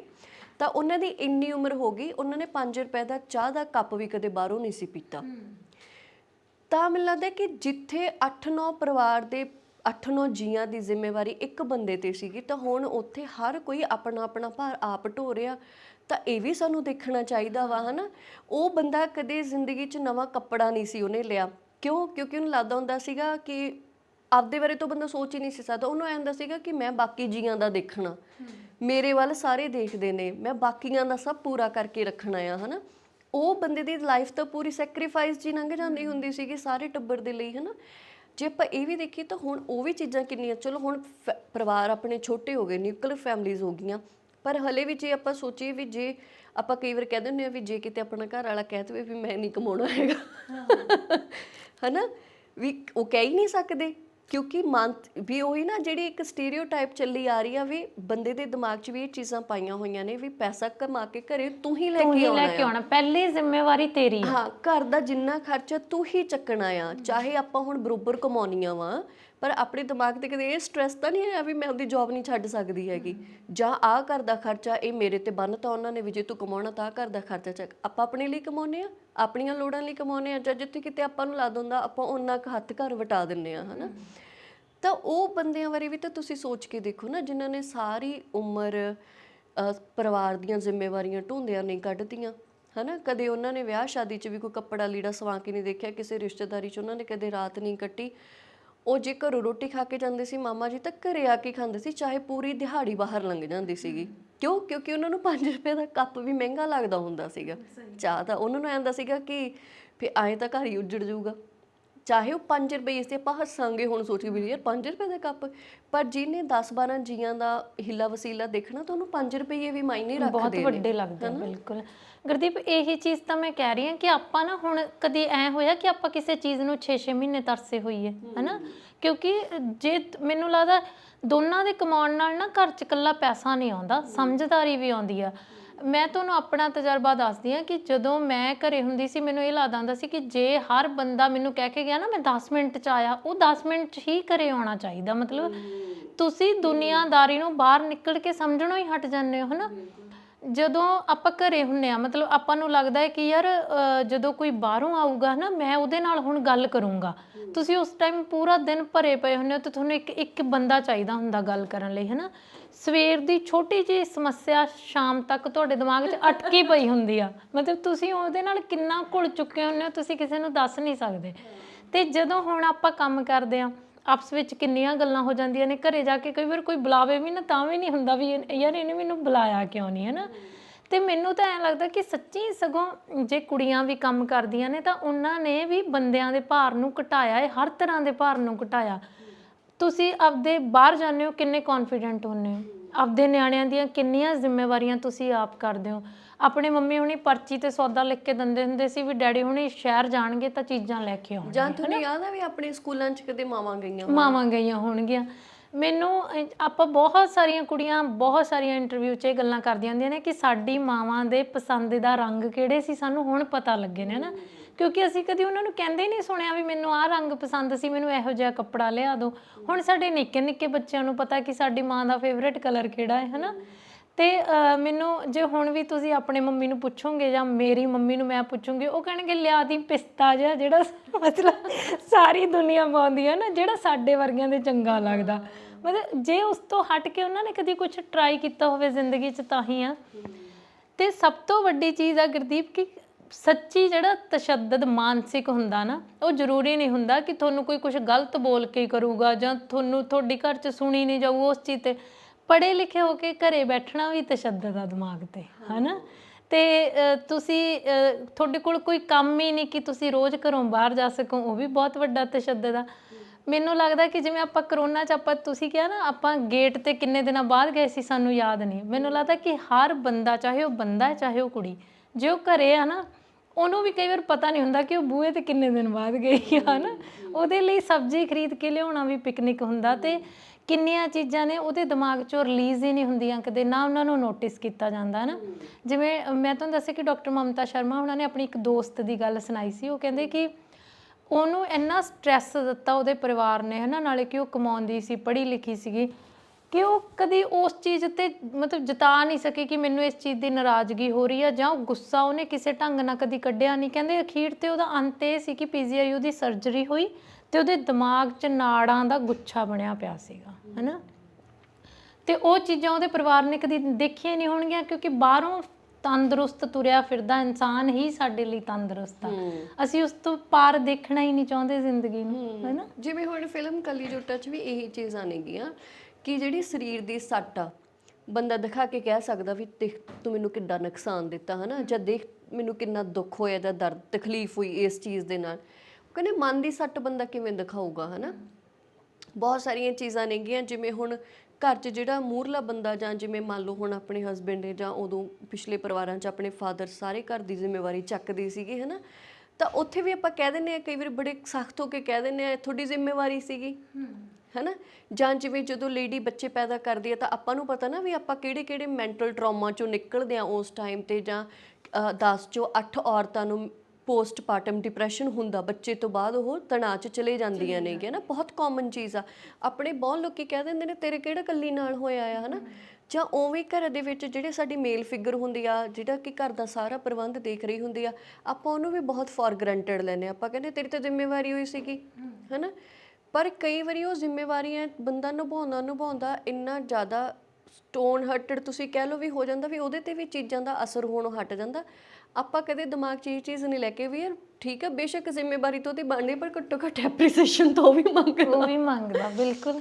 ਤੁਸੀਂ ਇੱਕ ਵਾਰੀ ਤੁਸੀਂ ਉਹਨਾਂ ਨੂੰ ਦਿਨ 'ਚ ਜਾਂ ਕਦੇ ਵੀ 6 ਮਹੀਨਿਆਂ 'ਚ 5-7 ਮਹੀਨੇ ਤੁਸੀਂ ਕਦੇ ਕਹਿ ਕੇ ਤਾਂ ਦੇਖੋ। ਜਿਵੇਂ ਆਪਾਂ ਨਾ ਵੀ ਘਰ 'ਚ ਜਿਹੜੀ ਲੇਡੀ ਕੰਮ ਕਰਦੀ ਆ ਤਾਂ ਉਹਨੂੰ ਸਾਰੇ ਐਂ ਕਹਿੰਦੇ ਵਿਹਲੀ ਆ ਘਰੇ, ਨਾ ਇਹ ਥੱਕ ਸਕਦੀ ਹੈ ਨਾ ਇਹ ਅੱਕ ਸਕਦੀ ਆ, ਹੈ ਨਾ।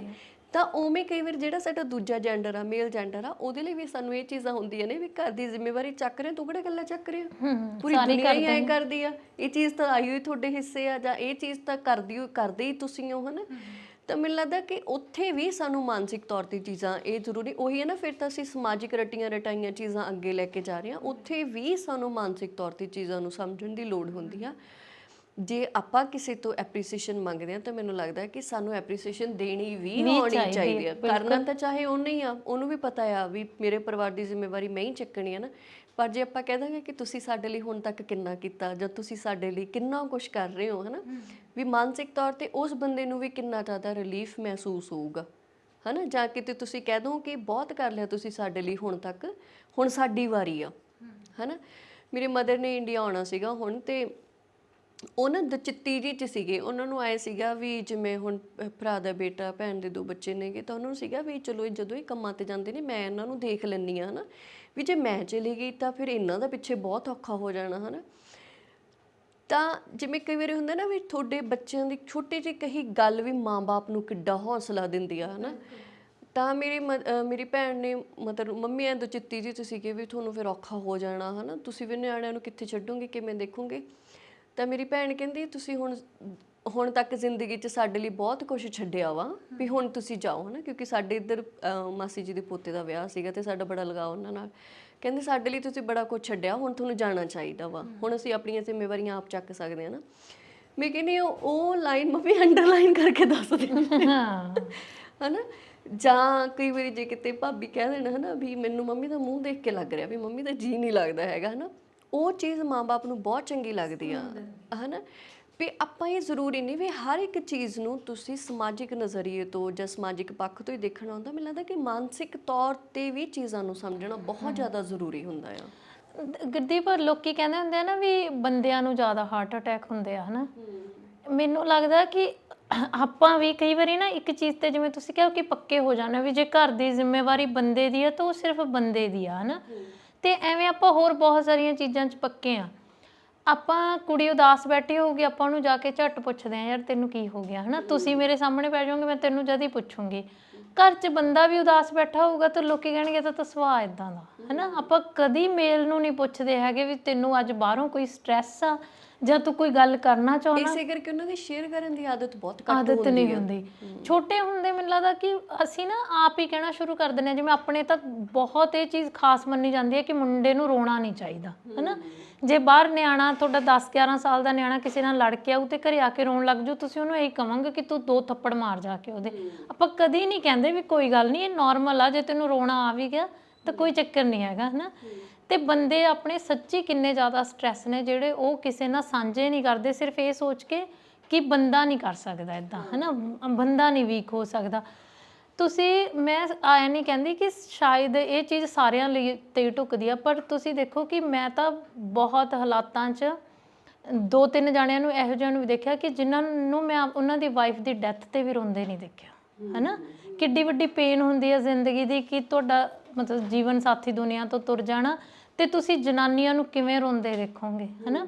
ਇਹਦਾ ਮਤਲਬ ਇਹ ਨਹੀਂ ਕਿ ਬੰਦੇ ਨੂੰ ਦੁੱਖ ਨਹੀਂ ਹੁੰਦਾ, ਮਤਲਬ ਹੁੰਦਾ ਹੈਗਾ, ਪਰ ਉਹੀ ਗੱਲ ਹੈ ਕਿ ਅਸੀਂ ਉਸ ਬੰਦੇ ਨੂੰ ਸਮਝਦੇ ਹੀ ਨਹੀਂ ਜਾਂ ਉਹਦੀ ਮਾਨਸਿਕਤਾ ਨੂੰ ਸਮਝਣਾ ਹੀ ਨਹੀਂ ਚਾਹੁੰਦਾ ਕਿ ਇੱਕ ਬੰਦਾ ਵੀ ਰੋ ਸਕਦਾ, ਬੰਦਾ ਵੀ ਕਹਿ ਸਕਦਾ। ਮਤਲਬ ਕਿ ਐਕਸਪ੍ਰੈਸ ਕਰਨਾ ਨਹੀਂ ਅਸੀਂ ਉਹਨੂੰ ਸਿਖਾਉਂਦੇ ਵੀ ਤੇਰਾ ਵੀ ਜ਼ਰੂਰੀ ਆ ਐਕਸਪ੍ਰੈਸ ਕਰਨਾ, ਹਨਾ। ਸੋ ਮੈਨੂੰ ਲੱਗਦਾ ਹੁੰਦਾ ਕਿ ਹਮੇਸ਼ਾ ਹੀ ਜਿੱਥੇ ਕਿਤੇ ਵੀ, ਹੁਣ ਜਿਵੇਂ ਚਲੋ ਮੇਰੀ ਕਹਿੰਦੇ ਵੀ ਇਹਨਾਂ ਚੀਜ਼ਾਂ ਤੇ ਬਹਿਸ ਨਹੀਂ ਹੋਣੀ ਚਾਹੀਦੀ ਜਾਂ ਗੱਲ ਨਹੀਂ ਹੋਣੀ ਚਾਹੀਦੀ। ਹਾਂ, ਗੱਲ ਕਰੋ ਜੇ ਸਾਨੂੰ ਕੋਈ ਬੈਟਰ ਇਹਦਾ ਸੋਲੂਸ਼ਨ ਲੱਭਦਾ ਆ ਜਾਂ ਬੈਟਰ ਕੋਈ ਅਲਟਰਨੇਟ ਲੱਭਦਾ ਆ ਤਾਂ ਸਾਨੂੰ ਜਾਣਾ ਚਾਹੀਦਾ ਉਸ ਚੀਜ਼ ਦੇ ਨਾਲ, ਹਨਾ। ਪਰ ਮੈਨੂੰ ਲੱਗਦਾ ਹੁੰਦਾ ਕਿ ਸਾਡੇ ਕੋਲੇ ਨਾ ਹੋਰ ਬਹੁਤ ਮਸਲੇ ਨੇਗੇ ਭੈਣੇ।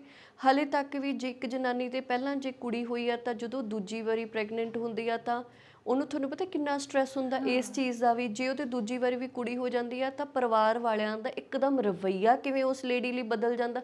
ਸਾਨੂੰ ਮੈਨੂੰ ਲੱਗਦਾ ਬੇਸਿਕ ਚੀਜ਼ਾਂ ਤੇ ਕੰਮ ਕਰਨਾ ਚਾਹੀਦਾ। ਜੇ ਮਾਨਸਿਕ ਤੌਰ ਤੇ ਅਸੀਂ ਤੰਦਰੁਸਤ ਹੋਵਾਂਗੇ ਨਾ ਤਾਂ ਹੀ ਅਸੀਂ ਇੱਕ ਵਧੀਆ ਸਮਾਜ ਖੜਾ ਕਰ ਸਕਦੇ ਹਾਂ। ਜਿਵੇਂ ਉਹ ਤਾਂ ਬਾਹਰੋਂ ਦੇਖਣ ਨੂੰ ਬੰਦਾ ਭਾਵੇਂ ਜਿੰਨਾ ਮਰਜ਼ੀ ਸਟਰੋਂਗ ਲੱਗੀ ਜਾਵੇ, ਪਰ ਤੁਹਾਨੂੰ ਨਹੀਂ ਪਤਾ ਵੀ ਉਹ ਮਨ ਤੋਂ ਕਿੰਨਾ ਕੁ ਮਜ਼ਬੂਤ ਆ ਜਾਂ ਤੰਦਰੁਸਤ ਆ, ਹੈ ਨਾ। ਤਾਂ ਹਾਲੇ ਤੱਕ ਤਾਂ ਸਾਡੇ ਘਰਾਂ 'ਚ ਇੰਨੀਆਂ ਛੋਟੀਆਂ ਦਿੱਕਤਾਂ ਪਈਆਂ ਨੇ, ਅਸੀਂ ਇੰਨਾ ਐਜੂਕੇਟ ਜਾਂ ਅਵੇਅਰ ਹੀ ਨਹੀਂ ਕਰ ਸਕੇ ਲੋਕਾਂ ਨੂੰ ਵੀ ਇਹ ਬੰਦੇ ਦੇ ਹੱਥ ਨਹੀਂ ਹੁੰਦੀਆਂ ਚੀਜ਼ਾਂ, ਇਨਸਾਨ ਦੇ ਹੱਥ ਹੈ ਹੀ ਨਹੀਂ ਵੀ ਕੁੜੀ ਨੇ ਜਨਮ ਲੈਣਾ ਜਾਂ ਮੁੰਡੇ ਨੇ ਜਨਮ ਲੈਣਾ, ਹੈ ਨਾ। ਆਪਾਂ ਮਤਲਬ ਉਹ ਚੀਜ਼ਾਂ 'ਤੇ ਬਹਿਸ ਕਰ ਰਹੇ ਹਾਂ ਇਸ ਟਾਈਮ, ਮਤਲਬ ਜਿਹਦਾ ਨੁਕਸਾਨ ਕੋਈ ਨਹੀਂ ਹੈਗਾ। ਮੇਰੀ ਨਜ਼ਰ ਤਾਂ ਉਹਦਾ ਨੁਕਸਾਨ ਕੋਈ ਨਹੀਂ ਹੈਗਾ, ਉਹਦਾ ਫਾਇਦਾ ਹੀ ਹੋਇਆ ਸਾਨੂੰ, ਹੈ ਨਾ। ਪਰ ਜਿਹੜੀਆਂ ਅਸਲ ਦੇ ਵਿੱਚ ਸਾਨੂੰ ਨੁਕਸਾਨ ਦੇ ਰਹੀਆਂ ਨੇਗੀਆਂ ਚੀਜ਼ਾਂ, ਉਹਨਾਂ ਔਰਤਾਂ ਦੇ ਸਾਡੇ ਇੱਕ ਨੋਨ ਨੇਗੇ, ਉਸ ਔਰਤ ਦੀ ਮਾਨਸਿਕਤਾ ਨੂੰ ਤੁਸੀਂ ਯਾਰ ਇੱਕ ਵਾਰੀ ਸਮਝ ਕੇ ਤਾਂ ਦੇਖੋ। ਜਿਹਨੂੰ ਪਰਿਵਾਰ 'ਚ ਜ਼ੀਰੋ ਕਰਤਾ ਵੀ ਉਹਦੇ, ਤੂੰ ਸਾਨੂੰ 2 ਕੁੜੀਆਂ ਜੰਮ ਕੇ ਦੇਤੀਆਂ, ਉਹਦੇ ਨਾਲ ਉਹਦੀਆਂ ਨਣਦਾਂ, ਉਹਦੀ ਸੱਸ ਸਹੁਰਾ ਬੋਲਣੋਂ ਹਟ ਗਏ ਨੇਗੇ। ਬੰਦੇ ਨੂੰ ਲੱਗਦਾ ਕਿ ਮੇਰੀ ਅਹਿਮੀਅਤ ਸਿਰਫ ਬੱਚੇ ਜੰਮਣ ਲਈ ਸੀਗੀ, ਤਾਂ ਮੇਰੀ ਅਹਿਮੀਅਤ ਇਸ ਕਰਕੇ ਜ਼ੀਰੋ ਹੋ ਗਈ ਕਿਉਂਕਿ ਮੈਂ ਮੁੰਡਾ ਪੈਦਾ ਨਹੀਂ ਕੀਤਾ ਹੈਗਾ।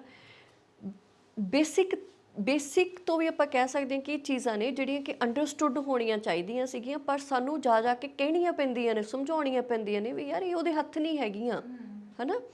ਤੇ ਕਈ ਵਾਰੀ ਮੈਨੂੰ ਲੱਗਦਾ ਹੁੰਦਾ ਕਿ ਆਪਾਂ ਹੋਰ ਬਹੁਤ ਸਾਰੀਆਂ ਬਹਿਸਾਂ ਛੇੜੀ ਰੱਖਦੇ ਹਾਂ, ਜਿੱਥੇ ਆਪਾਂ ਨੂੰ ਲੱਗਦਾ ਹੈ ਕਿ ਹਰ ਕੱਪੜੇ ਦੀ ਗੱਲ ਤੇ ਵੀ ਆਪਾਂ ਜਨਾਨੀਆਂ ਤੇ ਆ ਕੇ ਡਿਸਕਸ਼ਨ ਕਰਨ ਲੱਗ ਜਾਂਦੇ ਹਾਂ, ਜਾਂ ਆਪਾਂ ਨੂੰ ਲੱਗਦਾ ਕਿ ਇਹਨਾਂ ਦਾ ਘਰੋਂ ਬਾਹਰ ਨਿਕਲਣਾ ਜ਼ਰੂਰੀ ਨਹੀਂ ਸੀ, ਇਹ ਉਹ ਫਲਾਣਾ ਧਮਕਾਣਾ, ਵੀ ਸਿਰਫ ਬੰਦੇ ਦਾ ਹੀ ਕਮਾਉਂਦੇ ਹੋਣਾ ਜ਼ਰੂਰੀ ਸੀਗਾ, ਹੈ ਨਾ। ਕਿਉਂ ਨਹੀਂ ਬੰਦਾ ਛੱਡ ਸਕਦਾ ਹੈਗਾ? ਕਿਉਂ ਨਹੀਂ ਬੰਦਾ ਇਹ ਕਹਿ ਸਕਦਾ ਕਿ ਮੇਰਾ ਨਹੀਂ ਜੀ ਕਰਦਾ ਕਮਾਉਣ ਨੂੰ, ਮੈਂ ਨਹੀਂ ਕਮਾਉਣਾ ਹੈਗਾ? ਜਦ ਬੰਦਾ ਆਪਦਾ ਸ਼ੌਂਕ ਹੀ ਕੋਈ ਕਿੱਤਾ ਨਹੀਂ ਅਪਣਾ ਸਕਦਾ, ਕਿਉਂਕਿ ਉਹਦੇ 'ਚ ਆਪਾਂ ਉਹਨੂੰ ਕਹਿ ਦਿੰਦੇ ਹਾਂ ਕਿ ਤੂੰ ਸਿਕਿਉਰ ਨਹੀਂ ਆ, ਤੂੰ ਉਹਦਾ ਪਰਿਵਾਰ ਕਿਵੇਂ ਪਾਲੇਂਗਾ, ਹੈ ਨਾ। ਕਿਉਂ ਨਹੀਂ ਇੱਕ ਵਾਈਫ ਆਪਣੇ ਹਸਬੈਂਡ ਦੀ ਧਿਰ ਬਣ ਕੇ ਖੜੀ ਹੋ ਸਕਦੀ ਵੀ ਕੋਈ ਨਾ ਪਰਿਵਾਰ ਮੈਂ ਚਲਾ ਲੂੰ, ਪਰ ਜੇ ਤੇਰਾ ਸ਼ੌਂਕ ਆ ਤੂੰ ਇਹ ਚੀਜ਼ਾਂ ਕਰ ਲਾ, ਹੈ ਨਾ। ਮਾਨਸਿਕ ਤੌਰ ਤੇ ਆਪਾਂ ਕਿਉਂ ਨਹੀਂ ਇੱਕ ਦੂਜੇ ਨੂੰ ਸਮਝਦੇ? ਉੱਥੇ ਅਸੀਂ ਬਹੁਤ ਕਠੋਰ ਹੋ ਜਾਂਦੇ ਆ ਵੀ ਨਹੀਂ, ਸੁਸਾਇਟੀ ਦੇ ਪੈਰਾਮੀਟਰ ਇਹੀ ਨੇਗੇ, ਤੇ ਇਹਦੇ ਤੇ ਜੇ ਤੁਸੀਂ ਖਰੇ ਉਤਰਦੇ ਹੋ ਤਾਂ ਤੁਸੀਂ ਚੰਗੇ ਨਾਗਰਿਕ ਹੋ, ਚੰਗੇ ਇਨਸਾਨ ਹੋ, ਨਹੀਂ ਤੁਸੀਂ ਨਹੀਂ ਹੈਗੇ, ਹੈ ਨਾ। ਛੋਟੀਆਂ ਛੋਟੀਆਂ ਚੀਜ਼ਾਂ ਬਹੁਤ ਪਈਆਂ ਨੇ ਗੁਰਦੀਪ ਸੱਚੀ ਘਰਾਂ 'ਚ। ਤੁਸੀਂ ਦੇਖੋ, ਮੈਂ ਨਹੀਂ ਕਹਿੰਦੀ ਕਿ ਮਤਲਬ ਆਪਾਂ ਵੀ ਹਰ ਵਾਰ ਆਪਾਂ ਬਹੁਤ ਕੁੜੀਆਂ ਦਾ ਹਮੇਸ਼ਾ ਫੇਵਰ ਲਿਆ, ਕਿਉਂਕਿ ਆਪਾਂ ਨੂੰ ਪਤਾ ਕਿ ਕੁੜੀਆਂ ਹੋਣ ਦੇ ਨਾਤੇ ਤੁਹਾਨੂੰ ਕਿੰਨੀਆਂ ਕੁ ਦਿੱਕਤਾਂ ਨੇ, ਹੈ ਨਾ। ਪਰ ਸੱਚੀ ਘਰਾਂ 'ਚ ਜਨਾਨੀਆਂ ਲਈ ਸਟ੍ਰੈਸ ਸਭ ਤੋਂ ਵੱਡਾ ਕ੍ਰੀਏਟ ਕਰਦੀਆਂ ਨੇ।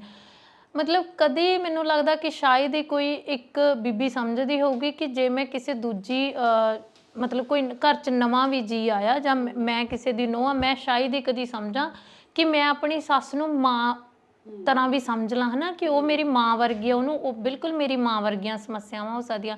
ਜਾਂ ਇੱਕ ਸੱਸ ਸਮਝੇ ਕਿ ਇੱਕ ਨੂੰਹ ਨੂੰ ਮੇਰੀ ਕੁੜੀ ਵਰਗੀਆਂ ਸਮੱਸਿਆਵਾਂ ਹੋ ਸਕਦੀਆਂ। ਆਪਾਂ ਘਰਾਂ 'ਚ ਬੰਦੇ ਤੁਹਾਨੂੰ ਉਨਾ ਸਟ੍ਰੈਸ ਨਹੀਂ ਦਿੰਦੇ ਜਿੰਨਾ ਅਸੀਂ ਜਨਾਨੀਆਂ ਇੱਕ ਦੂਜੀ ਨੂੰ ਦੇਈ ਜਾਂਦੀਆਂ, ਹੈ ਨਾ। ਕਈ ਵਾਰ ਤੁਹਾਨੂੰ ਮਤਲਬ ਇੰਨੀ ਛੋਟੀ ਗੱਲ ਕਹਿ ਕੇ ਮੈਂ ਕਈ ਵਾਰ ਹੱਸਦੀ ਹੁੰਦੀ ਹਾਂ ਵੀ ਬੰਦਾ ਤੁਹਾਡੀ ਛਿੱਲ ਲਾ ਦਿੰਦਾ, ਹੈ ਨਾ, ਵੀ ਤੁਹਾਡੇ ਲਈ ਬਹੁਤ ਛੋਟੀ ਹੁੰਦੀ ਆ, ਪਰ ਉਹ ਸਾਹਮਣੇ ਵਾਲੇ 'ਤੇ ਕਿੱਡਾ ਅਸਰ ਕਰ ਗਈ ਸ਼ਾਇਦ ਤੁਸੀਂ ਸੋਚਦੇ ਵੀ ਨਹੀਂ ਹੈਗੇ ਇਹ ਚੀਜ਼। ਤੁਹਾਨੂੰ ਸ਼ਾਇਦ ਤੁਹਾਡੇ ਘਰ 'ਚ ਬੰਦੇ ਬਹੁਤ ਘੱਟ ਕਹਿਣਗੇ ਵੀ ਤੂੰ ਇਹੋ ਜਿਹਾ ਪਾ ਕੇ ਨਿਕਲ ਜਾਂ ਇਹੋ ਜਿਹਾ ਪਾ ਕੇ ਨਾ ਨਿਕਲ, ਪਰ ਸਭ ਤੋਂ ਪਹਿਲੀ ਹਦਾਇਤ ਜਨਾਨੀਆਂ ਵੱਲੋਂ ਆਉਂਦੀ ਆ ਤੁਹਾਨੂੰ, ਹੈ ਨਾ।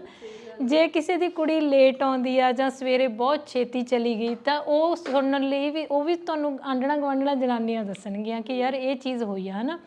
ਸਾਡੀ ਜ਼ਿੰਦਗੀ ਤਾਂ ਬਹੁਤ ਸੌਖੀ ਆ, ਅਸੀਂ ਇੰਨੇ ਐਕਟ ਕਰ ਕਰਕੇ ਉਲਝਾ ਲਈਏ ਇੰਨੇ ਜ਼ਿਆਦਾ ਕਿ ਸਾਨੂੰ ਆਪ ਨੂੰ ਨਹੀਂ ਪਤਾ ਹੁੰਦਾ ਕਿ ਇਹਦਾ ਅਸਰ ਉਲਟਾ ਮੇਰੇ 'ਤੇ ਵੱਧ ਹੁੰਦਾ। ਡਾਕਟਰ ਅਮਰਵੀਰ ਕਹਿੰਦੇ ਸੀ ਨਾ ਕਿ ਜੋ ਤੁਸੀਂ ਬੋਲਦੇ ਹੋ ਉਹ ਤੁਹਾਡਾ ਦਿਮਾਗ ਮਤਲਬ ਸੁਣਦਾ ਹੈ ਅਤੇ ਫਿਰ ਉਸੇ ਤਰੀਕੇ ਨਾਲ ਰਿਐਕਟ ਕਰਦਾ। ਉਹ ਕਹਿੰਦੇ ਸੀ ਵੀ ਜੇ ਤੁਸੀਂ ਸਾਰਾ ਦਿਨ ਇਹ ਵੀ ਕਹਿਣ ਲੱਗ ਜਾਓ ਨਾ ਕਿ ਮੇਰਾ ਸਿਰ ਪੀੜ ਕਰ ਰਿਹਾ ਸੀ, ਅਤੇ ਉਹ ਸ਼ਾਮ ਨੂੰ ਕਰਨ ਲੱਗ ਜਾਂਦਾ, ਹੈ ਨਾ। ਅਤੇ ਇੱਦਾਂ ਹੀ ਅਸੀਂ ਘਰਾਂ 'ਚ ਕਰਦੇ ਹਾਂ।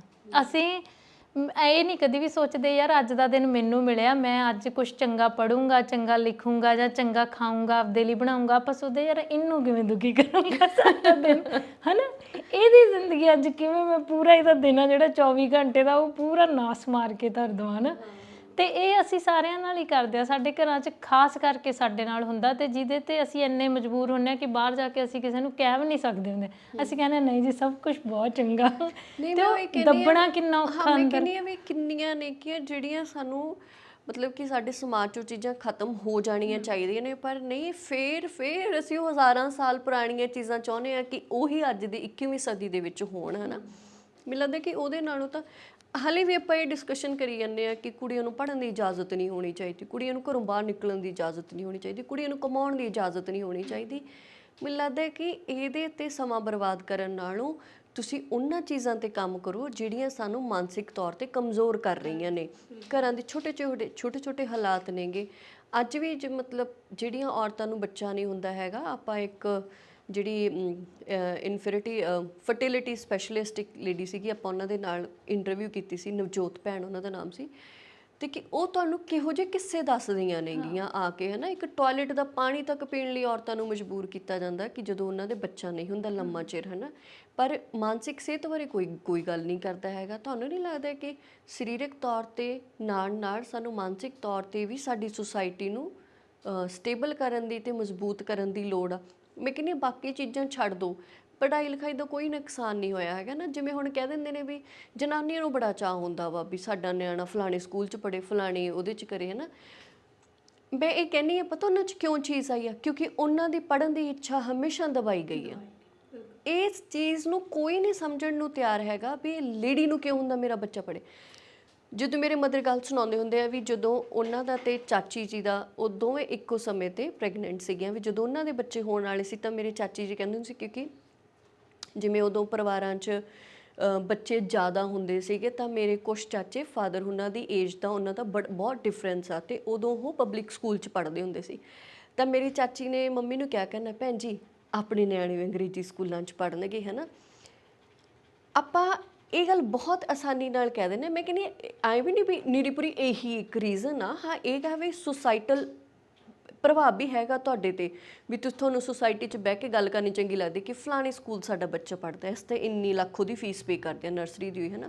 ਪਰ ਉਹਦੇ ਪਿੱਛੇ ਇੱਕ ਰੀਜ਼ਨ ਇਹ ਵੀ ਬਹੁਤ ਵੱਡਾ ਵਾ, ਕਿਉਂਕਿ ਸਾਡੀਆਂ ਮਾਵਾਂ ਨੂੰ ਪੜ੍ਹਨ ਦਾ ਮੌਕਾ ਨਹੀਂ ਦਿੱਤਾ ਗਿਆ। ਉਹਨਾਂ ਦੀ ਪੜ੍ਹਨ ਦੀ ਇੱਛਾ ਨੂੰ ਹਮੇਸ਼ਾ ਦਬਾਇਆ ਗਿਆ। ਉਹ ਜਿਹੜੀ ਦੱਬੀ ਹੋਈ ਇੱਛਾ ਸੀ ਨਾ, ਉਹ ਉਹਨਾਂ ਦੇ ਨਿਆਣਿਆਂ ਰਾਹੀਂ ਨਿਕਲਦੀ ਸੀ ਵੀ ਸਾਡੇ ਨਿਆਣੇ ਪੜ੍ਹਨ, ਸਾਡੇ ਨਿਆਣੇ ਐਂ ਕਰਨ, ਸਾਡੇ ਨਿਆਣੇ ਆਪਦੇ ਪੈਰਾਂ 'ਤੇ ਖੜੇ ਹੋਣ, ਹੈ ਨਾ। ਪਤਾ ਨਹੀਂ ਤਾਂ ਵੀ ਜਿਵੇਂ ਲੋਕ ਸ਼ਾਇਦ ਜਾਂ ਤਾਂ ਪਿੰਡਾਂ 'ਚ ਵਿਚਰਦੇ ਨਹੀਂ, ਜਾਂ ਉਹਨਾਂ ਲੋਕਾਂ ਨਾਲ ਜਾਂ ਪਰਿਵਾਰਾਂ 'ਚ ਘਰੇ ਆਪਦੇ ਹੀ ਜੀਆਂ ਦੇ ਨਾਲ ਗੱਲ ਨਹੀਂ ਤੁਸੀਂ ਕਰਦੇ ਹੈਗੇ। ਤੁਸੀਂ ਬਸ ਇੱਕ ਓਵਰਆਲ 10 ਕੁ ਸੈਂਪਲ ਲੈ ਕੇ ਉਹਦਾ ਰਿਜ਼ਲਟ ਕੱਢ ਕੇ ਤੁਸੀਂ ਦੱਸ ਦਿੰਦੇ ਹੋ, ਜਾਂ ਤੁਸੀਂ ਹਿਸਟਰੀ ਦੇ ਹਵਾਲੇ ਦੇ ਕੇ ਤੁਸੀਂ ਆਪਾਂ ਗੱਲ ਕਰ ਲੈਂਦੇ ਹਾਂ ਨਾ। ਪਰ ਮੈਨੂੰ ਲੱਗਦਾ ਹੁੰਦਾ ਕਿ ਜੇ 21ਵੀਂ ਸਦੀ 'ਚ ਤੁਸੀਂ ਗੱਲ ਕਰ ਰਹੇ ਹੋ ਤਾਂ ਘੱਟੋ ਘੱਟ 21ਵੀਂ ਸਦੀ ਦੇ ਲੋਕਾਂ ਨੂੰ ਪੁੱਛੋ ਤਾਂ ਸਹੀ ਵੀ ਤੁਸੀਂ ਕੀ ਚਾਹੁੰਦੇ ਹੋ, ਕੀ ਚਾਹੁੰਦੇ ਹੋ। ਬਿਲਕੁਲ, ਹੈ ਨਾ। ਹਜ਼ਾਰਾਂ ਸਾਲਾਂ ਪਿੱਛੇ ਜਾ ਕੇ ਤੁਸੀਂ ਇੱਕ ਉਦਾਹਰਣ ਲੱਭ ਕੇ ਲੈ ਕੇ ਆਉਂਦੇ ਹੋ ਤੇ ਤੁਸੀਂ ਉਹਨਾਂ ਦੇ ਹਵਾਲੇ ਦਿੰਦੇ ਹੋ। ਪਰ ਜਿਹੜੇ ਲੋਕਾਂ ਲਈ ਤੁਸੀਂ ਇਹ ਗੱਲ ਕਰ ਰਹੇ ਹੋ, ਘੱਟੋ ਘੱਟ ਉਹਨਾਂ ਲੋਕਾਂ ਨੂੰ ਤਾਂ ਪੁੱਛ ਲਓ ਵੀ ਤੁਸੀਂ ਕੀ ਸੋਚਦੇ ਹੋ, ਤੁਸੀਂ ਕੀ ਚਾਹੁੰਦੇ ਹੋ, ਹੈ ਨਾ। ਨਾਲੇ ਤੁਸੀਂ ਜਿਵੇਂ ਗੁਰਦੀਪ ਪਹਿਲਾਂ ਕਿਹਾ ਕਿ ਕੋਈ ਵੀ ਚੀਜ਼ ਨਾ ਸਾਡੇ ਤੇ ਥੋਪੀ ਨਹੀਂ ਜਾਣੀ ਚਾਹੀਦੀ ਕਦੇ ਵੀ। ਖੁਸ਼ੀ ਨਾਲ ਜਾਂ ਆਪਣੀ ਮਰਜ਼ੀ ਨਾਲ ਕੋਈ, ਮੈਂ ਕਹਿੰਦੀ ਹਾਂ ਤੁਹਾਡੇ ਤੋਂ ਸਾਰੀ ਉਮਰ ਦੀ ਗੁਲਾਮੀ ਵੀ ਕਬੂਲ ਲੈਂਦਾ, ਪਰ ਜੇ ਤੁਸੀਂ ਉਹੀ ਚੀਜ਼ ਧੱਕੇ ਨਾਲ ਕਰੋਗੇ, ਜ਼ਬਰਦਸਤੀ ਨਾਲ ਕਰੋਗੇ, ਤਾਂ ਉਹ ਕਦੀ ਨਹੀਂ ਹੋ ਸਕਦੀ। ਲੈ ਸੈਂਟਰ ਆਪਣੇ ਤੇ ਕੋਈ ਰੂਲ ਲਾਗੂ ਕਰਕੇ ਦਿਖਾ ਦੇ ਜਿਹੜਾ ਆਪਾਂ ਨੂੰ ਨਹੀਂ ਮਨਜ਼ੂਰ, ਆਪਾਂ ਉਸੇ ਦਿਨ ਪ੍ਰੋਟੈਸਟ ਖੜਾ ਕਰ ਦਿੰਦੇ ਨੇ। ਕਿਉਂ? ਕਿਉਂਕਿ ਉਹ ਸਾਡੀ ਮਰਜ਼ੀ 'ਚ ਨਹੀਂ ਹੈਗਾ, ਸਾਡੀ ਮਰਜ਼ੀ 'ਚ ਨਹੀਂ, ਹੈ ਨਾ। ਪਰ ਇੱਕ ਸੈਂਟਰ ਨੇ ਜਦੋਂ ਬਣਾਇਆ, ਉਹਨਾਂ ਨੇ ਤਾਂ ਇਹੀ ਸੋਚ ਕੇ ਬਣਾਇਆ ਵੀ ਇਹ 'ਚ ਫਾਇਦਾ, ਉਹਨਾਂ ਨੇ ਤਾਂ ਇਹੀ ਸੋਚ ਕੇ ਬਣਾਇਆ ਹੋਊਗਾ ਵੀ ਇਹ 'ਚ ਫਾਇਦਾ, ਸਹੀ ਪਰ ਉਹ ਸਾਨੂੰ ਨਹੀਂ ਮਨਜ਼ੂਰ ਹੈ। ਸਾਨੂੰ ਲੱਗਦਾ ਵੀ ਸਾਡੇ ਫਾਇਦੇ ਦੀ ਗੱਲ ਨਹੀਂ ਹੈਗੀ ਉਹ, ਨਾ। ਤੇ ਨਾਲੇ ਤੁਸੀਂ ਦੇਖੋ ਕਿ ਅੱਜ ਅਸੀਂ ਹਰ ਚੌਥੇ ਪੰਜਵੇਂ ਦਿਨ ਦੇਖਦੇ ਹਾਂ ਕਿ ਕਿਸੇ ਬੰਦੇ ਨੇ ਪੂਰਾ ਪਰਿਵਾਰ ਖਤਮ ਕਰਤਾ, ਹੈ ਨਾ, ਜਾਂ ਕਿਸੇ ਇੱਕ ਛੋਟੇ ਨਿਆਣੇ ਨੇ ਦੂਜੇ ਨਿਆਣੇ ਨੂੰ ਇੰਨੀ ਬੁਰੀ ਤਰ੍ਹਾਂ ਕੁੱਟਿਆ। ਛੋਟੇ 15 16 ਸਾਲ ਦੇ ਜਵਾਕ ਕਤਲ ਕਰ ਰਹੇ ਨੇ। ਇਹਦਾ ਕਾਰਨ ਕੀ ਆ? ਕਿਉਂਕਿ ਮਾਨਸਿਕ ਤੌਰ ਤੇ ਅਸੀਂ ਇੰਨੇ ਭਰੇ ਹੋਏ ਆ, ਇੰਨੇ ਜ਼ਿਆਦਾ ਅਸੀਂ ਸਟ੍ਰੈਸ 'ਚ ਆ, ਤੇ ਉਸ ਚੀਜ਼ ਨੂੰ ਕੋਈ ਸਮਝਦਾ ਨਹੀਂ। ਤੇ ਪਤਾ ਕਦੋਂ ਲੱਗਦਾ? ਜਦੋਂ ਉਹਦੇ ਰਿਜ਼ਲਟ ਇੱਦਾਂ ਦੇ ਹੁੰਦੇ ਆ, ਹੈ ਨਾ। ਹੁਣ ਇੱਕ ਪਿੱਛੇ ਜੇ ਸ਼ਾਇਦ ਮੋਗੇ ਜ਼ਿਲ੍ਹੇ 'ਚ ਇੱਕ ਮੁੰਡੇ ਨੇ ਸਾਰਾ ਆਪਣਾ ਪਰਿਵਾਰ ਮਾਰਤਾ, ਹੈ ਨਾ। ਉਹਦਾ ਕਾਰਨ ਸੀ ਕਹਿੰਦੇ ਕਿ ਉਹ ਵਿਆਹ ਲਈ ਤਿਆਰ ਨਹੀਂ ਸੀਗਾ, ਤੇ ਉਹਨੂੰ ਲੱਗਦਾ ਸੀ ਕਿ ਮੈਂ ਫਿਜ਼ੀਕਲੀ ਠੀਕ ਨਹੀਂ ਹੈਗਾ, ਹੈ ਨਾ, ਤੇ ਪਰਿਵਾਰ ਨੂੰ ਉਹ ਚੀਜ਼ ਕਹਿ ਨਹੀਂ ਸੀ ਸਕਦਾ, ਤੇ ਉਹਨਾਂ ਨੇ ਉਹਦਾ ਵਿਆਹ ਰੱਖਤਾ, ਤੇ ਉਸੇ ਸਟ੍ਰੈਸ 'ਚ ਉਹਨੇ ਸਾਰਾ ਕੁਛ ਕਰਤਾ, ਹੈ ਨਾ। ਤੇ ਕਿੱਡੀ ਵੱਡੀ ਗੱਲ ਆ ਜੇ ਉਹੀ ਬੱਚਾ ਉਹ ਸਮਝਦਾ ਕਿ ਮੈਂ ਕਿਸੇ ਨੂੰ ਵੀ ਕੋਈ ਗੱਲ ਕਹਿ ਸਕਦਾ, ਤਾਂ ਹੋ ਸਕਦਾ ਉਹ ਆਪਣੀ ਸਮੱਸਿਆ ਕਿਸੇ ਮੇਲ ਨੂੰ ਦੱਸਦਾ ਆਪਦੇ ਪਰਿਵਾਰ 'ਚ, ਨਾ, ਤੇ ਐਡੀ ਵੱਡੀ ਚੀਜ਼ ਨਾ ਹੁੰਦੀ। ਜੇ ਸਾਨੂੰ ਕੋਈ ਦੱਸਦਾ ਵੀ ਅਸੀਂ ਤਾਂ ਵੀ ਨਹੀਂ ਸੁਣਨਾ ਚਾਹੁੰਦੇ। ਜੇ ਆਪਾਂ ਨੂੰ ਕੋਈ ਦੱਸ ਵੀ ਦਿੰਦਾ, ਆਪਾਂ ਕਹਿੰਦੇ ਮੇਰੇ ਕੋਲ ਤਾਂ ਗੱਲ ਕਰਦੀ, ਗਾਹ ਨਾ ਕਰੀ, ਜਾਂ ਆਪਾਂ ਕਹਿੰਦੇ ਫਲਾਣਿਆਂ ਨਾਲ ਵੀ ਐਂ ਹੋਇਆ ਸੀ, ਉਹ ਬਾਅਦ ਚੋਂ ਐਂ ਹੋ ਗਿਆ, ਹੈ ਨਾ। ਅਸੀਂ ਜਦ ਹੀ ਉਦਾਹਰਨਾਂ ਇਕੱਠੀਆਂ ਕਰਨੀਆਂ ਸ਼ੁਰੂ ਕਰ ਦਿੰਦੇ ਹਾਂ। ਤੇ ਨਾਲੇ ਗੁਰਦੀਪ ਆਪਾਂ ਮਤਲਬ ਹੁਣ ਆਪਾਂ ਜਿੰਨੇ ਕੁ ਜ਼ਿਆਦਾ ਅਵੇਅਰ ਹੋ ਗਏ ਨਾ, ਸਾਨੂੰ ਪਤਾ ਹੈ ਕਿ ਜੇ ਮੈਂ ਕਿਸੇ ਦੇ ਸਿੱਧਾ ਜਾ ਕੇ ਮਾਰੂੰਗਾ ਤਾਂ ਸ਼ਾਇਦ ਇਹਦਾ ਮੇਰੇ ਤੇ ਬਹੁਤ ਵੱਡਾ ਐਕਸ਼ਨ ਆਊਗਾ, ਤੇ ਅਸੀਂ ਫਿਰ ਚੀਜ਼ਾਂ ਇੱਦਾਂ ਤੋੜ ਮਰੋੜ ਕੇ ਸਾਨੂੰ ਜ਼ਿਆਦਾ ਕਰਨੀਆਂ ਆ ਗਈਆਂ, ਹੈ ਨਾ। ਇਹ ਅਸੀਂ ਸਾਰਿਆਂ ਨਾਲ ਹੀ ਕਰਦੇ ਹਾਂ। ਛੋਟੇ ਛੋਟੇ ਨਿਆਣੇ ਡਿਪਰੈਸ਼ਨ 'ਚ ਨੇ। ਕਿਉਂ ਡਿਪਰੈਸ਼ਨ 'ਚ ਨੇ? ਕਿਉਂਕਿ ਅਸੀਂ ਘਰਾਂ 'ਚ ਇੰਨੀਆਂ ਸਟ੍ਰੈਸਡ ਔਰਤਾਂ ਬਣਾਤੀਆਂ ਨਾ ਕਿ ਉਹਨਾਂ ਨੂੰ, ਜਿਵੇਂ ਡਾਕਟਰ ਮਮਤਾ ਸ਼ਰਮਾ ਨੇ ਕਿਹਾ ਸੀ ਕਿ ਇੱਕ ਸੌਖਾ ਟਾਰਗੇਟ ਲੱਗਦਾ ਹੁੰਦਾ ਨਿਆਣਾ, ਹੈ ਨਾ। ਫਿਰ ਉਹ ਆਪਣਾ ਸਾਰਾ ਗੁੱਸਾ ਨਿਆਣੇ ਤੇ ਕੱਢਦੀਆਂ ਨੇ ਤੇ ਉਹ ਤੁਹਾਡੇ ਅੰਦਰੋਂ ਨਿਕਲ ਜਾਂਦਾ, ਨਿਆਣੇ 'ਚ ਭਰ ਜਾਂਦਾ। ਫਿਰ ਉਹਨੂੰ ਪਤਾ ਲੱਗਦਾ ਕਿ ਹੁਣ ਮੈਂ ਕਿਸੇ ਹੋਰ ਤੇ ਕੱਢ ਸਕਦਾ, ਹੈ ਨਾ। ਤੇ ਜੇ ਅਸੀਂ ਪਹਿਲਾਂ ਹੀ, ਮੈਨੂੰ ਲੱਗਦਾ ਕਿ ਇੱਕ ਜਨਾਨੀ ਨੂੰ ਹੀ ਸੁਣੀਏ, ਉਹਨੂੰ ਇਹੋ ਜਿਹਾ ਮਾਹੌਲ ਦੇਈਏ, ਉਹਨੂੰ ਕਿਸੇ ਤਰੀਕੇ ਦਾ ਨਾ ਕੋਈ ਡਿਪਰੈਸ਼ਨ ਹੋਵੇ, ਨਾ ਕੋਈ ਚਿੰਤਾ ਹੋਵੇ, ਤਾਂ ਤੁਸੀਂ ਦੇਖੋ ਵੀ ਤੁਹਾਡੇ ਘਰ ਦਾ ਮਾਹੌਲ ਬਦਲ ਜੂਗਾ ਸਾਰਾ, ਹੈ ਨਾ। ਪਰ ਜਿਹੜੇ ਘਰ 'ਚ ਥੋੜ੍ਹੀ ਜਿਨ੍ਹਾਂ ਦੀ ਚੱਲਦੀ, ਉਹਨਾਂ ਨੂੰ ਲੱਗਦਾ ਇਹਨੂੰ ਕਿਹਾ ਜਾ ਸਕਦਾ, ਫਿਰ ਮੇਰੇ ਵਰਗੀ ਨੂੰ ਲੱਗਦਾ ਨਿਆਣਿਆਂ ਨੂੰ ਕਿਹਾ ਜਾ ਸਕਦਾ, ਹੈ ਨਾ। ਤੇ ਉਹ ਅਸੀਂ ਅੱਗੇ ਸਗੋਂ ਹੋਰ ਸਰਕਲ ਤੋੜ ਦਿੰਦੇ ਹਾਂ ਉਸ ਚੀਜ਼ ਦਾ, ਹੈ ਨਾ। ਤੇ ਜੇ ਤੁਸੀਂ ਕਹੋਗੇ ਫਿਰ ਅਗਲਾ ਕਹਿੰਦਾ ਇਹ ਚਾਹੇ ਬੰਦਾ ਵੀ ਕਹਿ ਰਿਹਾ, ਚਾਹੇ ਜਨਾਨੀ ਵੀ, ਇਹ ਤਾਂ ਕਿਤਾਬੀ ਗੱਲਾਂ ਹੁੰਦੀਆਂ ਨੇ, ਇਹ ਗੱਲਾਂ ਕੁਝ ਵੀ ਨਹੀਂ ਹੁੰਦੀਆਂ, ਤੁਹਾਨੂੰ ਬਾਹਰ ਨਿਕਲ ਕੇ ਇਹਨਾਂ ਬਾਰੇ ਗਿਆਨ ਹੋ ਗਿਆ। ਸਹੀ ਗੱਲ ਹੈ। ਨਹੀਂ, ਪਰ ਇਹ ਨਹੀਂ ਹੁੰਦਾ। ਪਰ ਮੈਨੂੰ ਲੱਗਦਾ ਜਦੋਂ ਤੁਸੀਂ ਜ਼ਿੰਦਗੀ ਨੂੰ ਨੇੜੇ ਹੋ ਕੇ ਮਹਿਸੂਸ ਕਰਦੇ ਹੋ ਤਾਂ ਤੁਹਾਨੂੰ ਇਹ ਚੀਜ਼ਾਂ ਕਿਤਾਬੀ ਜਾਂ ਇਹ ਗੱਲਾਂ ਕਿਤਾਬੀ ਨਹੀਂ ਲੱਗਣਗੀਆਂ। ਚਾਹੇ ਕੋਈ ਵੀ ਆ, ABCD, ਇਹ ਵੀ ਆਪਾਂ ਇਹ ਨਹੀਂ ਕਹਿੰਦੇ ਕਿ ਜਨਾਨੀ ਨੂੰ ਸਮਝੋ, ਬੰਦਿਆਂ ਨੂੰ ਸਮਝੋ, ਇਹ ਵੀ ਨਹੀਂ ਆ। ਕੋਈ ਵੀ ਇਨਸਾਨ ਤੁਹਾਡੀ ਜ਼ਿੰਦਗੀ 'ਚ ਆਉਂਦਾ, ਕੋਈ ਵੀ ਤੁਹਾਡਾ ਪਰਿਵਾਰਿਕ ਮੈਂਬਰ ਆ, ਪਰਿਵਾਰ 'ਚ ਕੋਈ ਵੀ ਮਾਹੌਲ ਬਣਦਾ ਵਾ, ਇਹ ਹਮੇਸ਼ਾ ਹਰ ਇੱਕ ਚੀਜ਼ ਨੂੰ ਨਾ ਸਮਾਜਿਕ ਪੱਖ ਤੋਂ ਹੀ ਨਾ ਆਪਾਂ ਸਮਝਿਆ ਕਰੀਏ ਵੀ ਇਹ ਤਾਂ ਐਂ ਹੁੰਦਾ ਆ, ਤੁਹਾਡੇ ਨਾਲ ਕਿਹੜਾ ਇਕੱਲਿਆਂ ਨਾਲ ਹੋਇਆ, ਸਭ ਨਾਲ ਹੀ ਇਦਾਂ ਹੁੰਦਾ, ਹੈ ਨਾ। ਇਹ ਜ਼ਰੂਰੀ ਨਹੀਂ ਹੁੰਦਾ। ਮੈਨੂੰ ਲੱਗਦਾ ਹੁੰਦਾ ਹੈ ਕਿ ਮਾਨਸਿਕ ਤੌਰ 'ਤੇ ਆਪਾਂ ਸਮਝੀਏ ਹਰ ਇੱਕ ਇਨਸਾਨ ਨੂੰ, ਹਰ ਇੱਕ ਸਿਚੁਏਸ਼ਨ ਨੂੰ, ਤਾਂ ਮੈਨੂੰ ਲੱਗਦਾ ਕਿ ਅਸੀਂ ਜ਼ਿਆਦਾ ਸੌਖੇ ਤਰੀਕੇ ਦੇ ਨਾਲ ਰਹਿ ਸਕਦੇ ਹਾਂ, ਜ਼ਿਆਦਾ ਚੰਗੇ ਸਾਡੇ ਸੰਬੰਧ ਹੋ ਸਕਦੇ ਨੇ ਤੇ ਜ਼ਿਆਦਾ ਖੁਸ਼ ਅਸੀਂ ਰਹਿ ਸਕਦੇ ਹਾਂ ਤੇ ਜਾਂ ਖੁਸ਼ ਰੱਖ ਸਕਦੇ ਹਾਂ। ਸੋ ਅੱਜ ਦੇ ਇਸ ਪ੍ਰੋਗਰਾਮ 'ਚ ਇੰਨਾ ਹੀ। ਵਾਧ ਘਾਟ ਦੀ ਮਾਫੀ। ਮੈਨੂੰ, ਗੁਰਦੀਪ ਨੂੰ, ਭੈਣ ਰੁਪਿੰਦਰ ਸੰਧੂ ਨੂੰ ਫਿਲਹਾਲ ਦੇ ਲਈ ਇਜਾਜ਼ਤ ਦੇ ਦਿਓ। ਆਪਾਂ ਫਿਰ ਮਿਲਦੇ ਹਾਂ। ਸਤਿ ਸ਼੍ਰੀ ਅਕਾਲ।